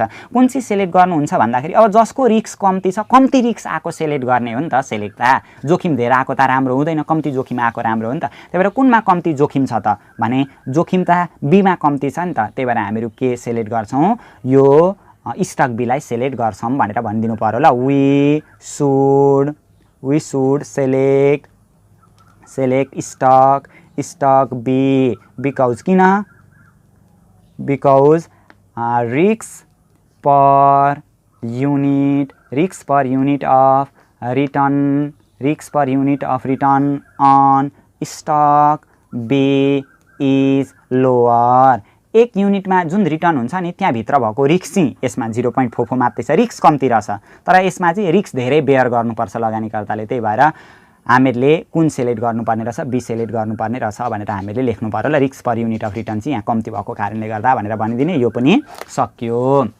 अब हामीहरू बी नम्बरतिर दौडिन्छौँ। के भन्दैछ भने if you form a portfolio of stock A and stock B भन्दैछ। हामीले पोर्टफोलियोको निर्माण गऱ्यौँ अरे क्या, पोर्टफोलियोको एउटा फर्मुलेसन तयार गऱ्यौँ अरे। If you form a portfolio of stock A and stock B comprising 60% wealth in stock A. हामीहरूसित भएको सम्पत्तिमध्ये स्टक एमा 60% लगानी गऱ्यौँ अरे। And the rest in stock B, बाँकी रहेको बीमा लगानी गऱ्यौँ अरे भनेर हामीहरूलाई भन्दैछ क्या। अब यसरी क्या वेट अफ स्टक ए, हामीहरूसित भएको पैसा, हामीले एउटा पोर्टफोलियो बनायौँ। पोर्टफोलियो बनाउँदाखेरि वेट अफ स्टक ए आफूसित भएको पैसा मध्ये एमा कति लगानी गरेछौँ? 60% लगानी गऱ्यौँ भने 0.60 एमा 80% लगानी, बीमा 80% लगानी भन्यो भने त्यो त वेट हुन्छ नि त। आफूसित भएको पैसामध्ये 60% चाहिँ एमा लगानी गरेछौँ अरे होइन। अनि stock A and rest in stock B, बाँकी रहेको चाहिँ स्टक बीमा लगानी गऱ्यौँ। अब जम्मा भएको पैसा भनेको त 100% हो नि त। वेट अफ स्टक बी होइन, स्टक बी भनेको डब्लुबी, स्टक ए र स्टक बी भनेको जम्मा 100%मा 60 अघि एमा लगानी गरिसक्यौँ भने बाँकी 40% आयो। 40% भनेको 0.40 हुन्छ। र यसको आधारमा हामीलाई के निकाल्नु भन्दैछ भने calculate risk and return of your portfolio भन्दैछ। अब पोर्टफोलियोको रिस्क र रिटर्न चाहिँ कति हुन्छ भनेर हामीलाई सोधिराखेको छ। अब यस्तो प्याटर्नको होइन, यस्तो ल्याङ्ग्वेजमा भनेको क्वेसन हामीले 15 मार्क्सको लङ एनालाइटिकल न्युमेरिकल प्रब्लम गर्दाखेरि पनि सल्भ गरेका थियौँ। फेरि पनि एकचोटि यहाँनिर सल्भ गर्छौँ। Risk and return of your portfolio, पोर्टफोलियोको रिस्क कति हुन्छ, पोर्टफोलियोको रिटर्न कति हुन्छ त्यो पत्ता लगाउनु भन्दैछ क्या। त्यही भएर रिस्क अफ पोर्टफोलियो ध्यान दिएर हेर्ने ल। Risk of portfolio PORTFOLIO portfolio. Risk of portfolio भनेको चाहिँ स्ट्यान्डर्ड डेभिएसन अफ पोर्टफोलियो भन्छ क्या। पोर्टफोलियोको रिस्क निकाल्नु भन्यो भने हामीले स्ट्यान्डर्ड डेभिएसन अफ पोर्टफोलियो निकाल्नु पर्ने हुन्छ। स्ट्यान्डर्ड डेभिएसन अफ पोर्टफोलियो ए र बी भन्ने स्टकमा लगानी गरेर हामीले पोर्टफोलियोको निर्माण गरेका छौँ नि। अब फर्मुला कुन एप्लाई गरिदिने भनेदेखि हामीहरूसित WA थाहा छ, WB थाहा छ होइन। अनि स्ट्यान्डर्ड डेभिएसन ए थाहा छ, स्ट्यान्डर्ड डेभिएसन बी थाहा छ, COV AB थाहा छ भने हामीले फर्मुला कुन एप्लाई गर्नु पर्यो पर्यो भनेदेखि स्ट्यान्डर्ड डेभिएसन अन पोर्टफोलियो हामीलाई थाहा छ नि स्ट्यान्डर्ड डेभिएसन अन पोर्टफोलियो यो फर्मुला अहिले हामीले एप्लाई गर्न सक्दैनौँ किनभने प्रोबेबिलिटीहरू दिएको छैन टाइम पिरियड हिस्टोरिकल टाइम पिरियडहरूको इन्फर्मेसन दिएको छैन अप्सनमा हामीहरूको के मात्रै बाँकी रहन्छ भने यो फर्मुला एप्लाई गर्दा भयो किनभने सिओबी एबी कोभेरिएन्स पनि हामीलाई दिएको छ वेटहरू पनि दिएको छ ए को स्ट्यान्डर्ड डेभिएसन बी को स्ट्यान्डर्ड डेभिएसन पनि दिएको छ यो फर्मुला एप्लाई गर्दाखेरि पनि भयो अनि W A standard deviation A W B standard deviation A B अनि W A W B correlation coefficient A B A standard deviation A र स्ट्यान्डर्ड डेभिएसन बी अहिले हामीलाई कोरिलेसन कोफिसिएन्ट पनि दिएको कारणले गर्दा यो फर्मुला हामीले एप्लाई गर्दाखेरि पनि भयो योभन्दा अलिकति छोटो यही देखिन्छ त्यही भएर यही फर्मुला एप्लाई गरेर हामीहरू एन्सर निकालिदिन्छौँ रुट ओभर फर्मुला के रहेछ W square A into standard deviation square A plus W square B into standard deviation square B plus 2 into W A into W B into C O V A B भनेर यो formula पनि हामीले लेखिसक्यौँ अब त हिसाब पनि हामीहरूको सकियो भन्दा पनि भयो डब्लु स्क्वायर एमा कति लगानी गरेका छौँ अरे हामीले 60% 0.60 को square into standard deviation square A को स्ट्यान्डर्ड डेभिएसन कति दिएको छ 6 त्यही भएर 6 को स्क्वायर डब्लु स्क्वायर बी भनेको बीमा कति लगानी गरेको छ 40% 0.40 को square standard deviation square B भनेको स्ट्यान्डर्ड डेभिएसन स्क्वायर बी कति छ 8 हैन बी को स्ट्यान्डर्ड डेभिएसनको स्क्वायर गर्नु पर्यो नि त 8 को स्क्वायर प्लस 2 इन्टु डब्लुए भनेको 0.6 डब्लुबी भनेको 0.4 अथवा 40 एउटै हो सिओभी एबी भनेको कति छ कोभेरिएन्स कति दिएको छ -38.4 -38 कति रहेछ 4 रहेछ भनेर हामीले गर्नु पर्यो ल अब यतिलाई हेर्यो भने पहिले यतिलाई हेर्ने कि यो सबै गुणामा छ क्या यो सबै यो माइनस छ यो पनि सबै गुणामा छ हैन यो सबै गुणामा छ यसले चाहिँ अलिकति यो माइनस आउँदाखेरि अलिकति हामीले अन्तिममा एक्जाममा जिगज्याग हुन सक्छौं तर त्यसमा जिगज्याग नहुने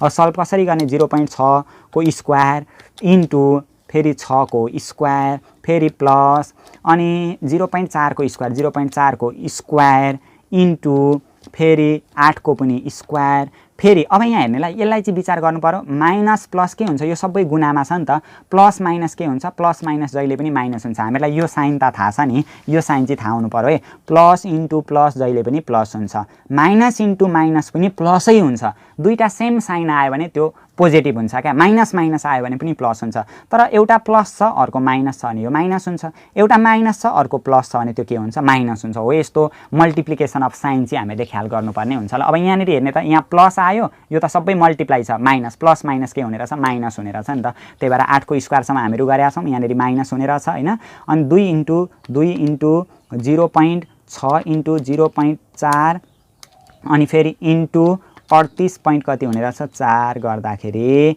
आउने रहेछ हामीहरुको 4.768 भनेर आउने रहेछ यो रुट ओभर यहाँनिर लेखिदिने 4.768 भनेर आउने रहेछ रुट ओभर 4.768 गर्दाखेरि आउँछ हामीहरुको 2.18 आउने रहेछ ल 2.18 हामीहरुको यो रिस्क अफ पोर्टफोलियो भयो क्या स्ट्यान्डर्ड डेभिएसन अफ पोर्टफोलियो चाहिँ हामीले यसरी पत्ता लगाउनु पर्ने हुन्छ 2.18 भनेर हामीलाई दिएको छ अझै भनेको थियो नि यहाँनिर के पनि भनेको थियो भने calculate the risk and return of your portfolio return पनि निकाल्नु भनेको छ अब रिटर्न अन पोर्टफोलियो भनेको चाहिँ एभरेज रिटर्न अन पोर्टफोलियो हामीले पत्ता लगाउनु पर्ने होला average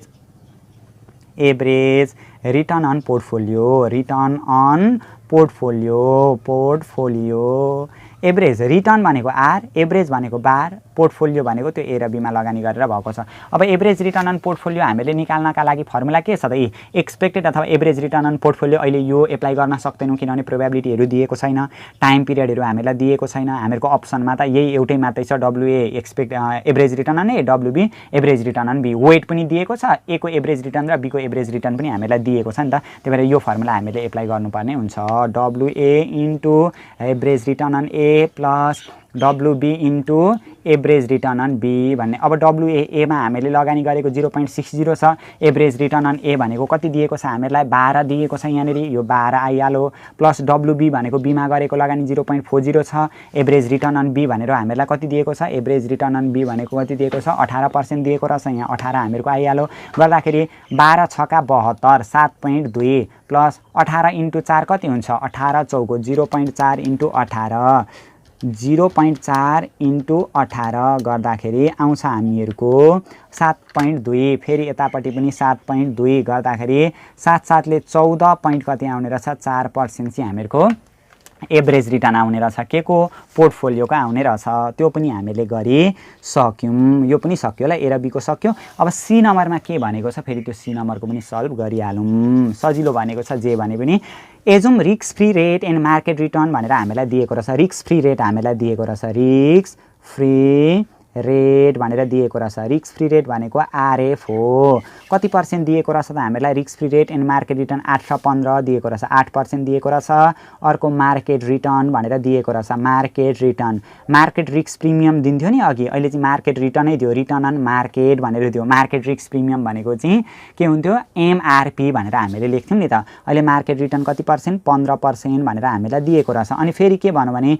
कोभेरिएन्स between stock A and market भनेर दिएको छ covariance सिओभी stock A and market covariance भनेको रिटर्नहरूको विचलन स्टक ए र मार्केटको रिटर्नको विचलन कोभेरिएन्स दिएको रहेछ 54 भनेर दिएको रहेछ हैन अनि variance of the market return भनेको छ भेरिएन्स भनेको चाहिँ स्ट्यान्डर्ड डेभिएसनको स्क्वायर हुन्छ स्ट्यान्डर्ड डेभिएसनको स्क्वायर भनेको के हुन्छ जहिले पनि भेरिएन्स हुन्छ कहाँको भेरिएन्स मार्केटको भेरिएन्स भनेर हामीलाई दिएको रहेछ यहाँ हेर्ने त variance of the market return त्यो मार्केटको रिटर्नको भेरिएन्सको हो क्या भेरिएन्स भनेको जहिले पनि के हुन्छ स्ट्यान्डर्ड डेभिएसनको स्क्वायर हुन्छ मार्केटको रिटर्नको भेरिएन्स रहेछ त्यही भएर स्ट्यान्डर्ड डेभिएसन स्क्वायर मार्केट हुन्छ भेरिएन्स भन्यो भने जहिले पनि स्ट्यान्डर्ड डेभिएसनको स्क्वायर हुन्छ ल धेरै भन्यो भने पनि झन् झिकझ्याक हुन्छ कति दिएको रहेछ 36 भनेर हामीलाई दिएको रहेछ 36% पनि हुन्छ यो पनि calculate beta of stock A भनेर हामीलाई दिएको छ ल बेटा अफ स्टक ए भनेर दिएको ल रहेछ ल बेटा अफ स्टक ए बेटा अफ स्टक ए भनेर दिएको छ ए बेटा अफ स्टक ए कति हुन्छ त भनेर सोध्दैछ अब बेटा निकाल्नका लागि COVAM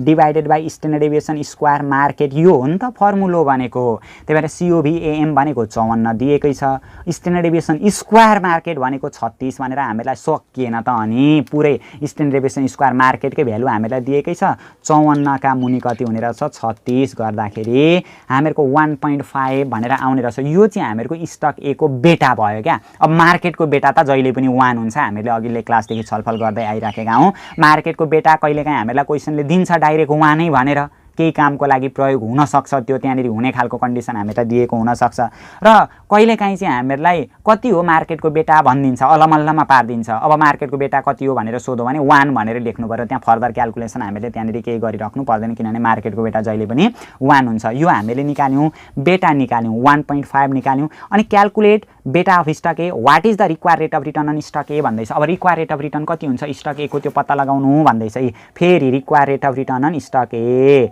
required rate of return on stock A return on stock A अब यो के छ र required rate of return on stock A हैन जुन त्यो क्यापिटल एसेट्स प्राइसिङ मोडेल छ त्यो क्यापिटल एसेट्स प्राइसिङ मोडेललाई प्रयोग गरेर हामीहरु required rate of return of निकाल्छौं कुनै पनि स्टकको RA plus RM minus RF into के हुन्छ बेटा A हुन्छ A को निकाल्दा बेटा A हुन्छ B को निकाल्दा बेटा B हुन्छ C को निकाल्दा बेटा C हुन्छ J को निकाल्दा बेटा J हुन्छ K को निकाल्दा बेटा K हुन्छ J को निकालो त्यही हुन्छ अब RF भनेको कति दिएको छ रिस्क फ्री रेट हामीलाई 8% दिएको छ RM भनेको कति दिएको छ 15 माइनस फेरि रिस्क फ्री रेट 8 भइहाल्यो इन्टु बेटा भनेको अहिले हामीहरुको 1.5 आइहाल्यो अब सबै गर्दा 15 मा 8 घटाउँदाखेरि 7 हुन्छ होला 7 इन्टु अनि यतापटि 1.5 दिएको छ 7 इन्टु 1.5 भइहाल्यो सरी 7 इन्टु 1.5 भइहाल्यो गर्दाखेरि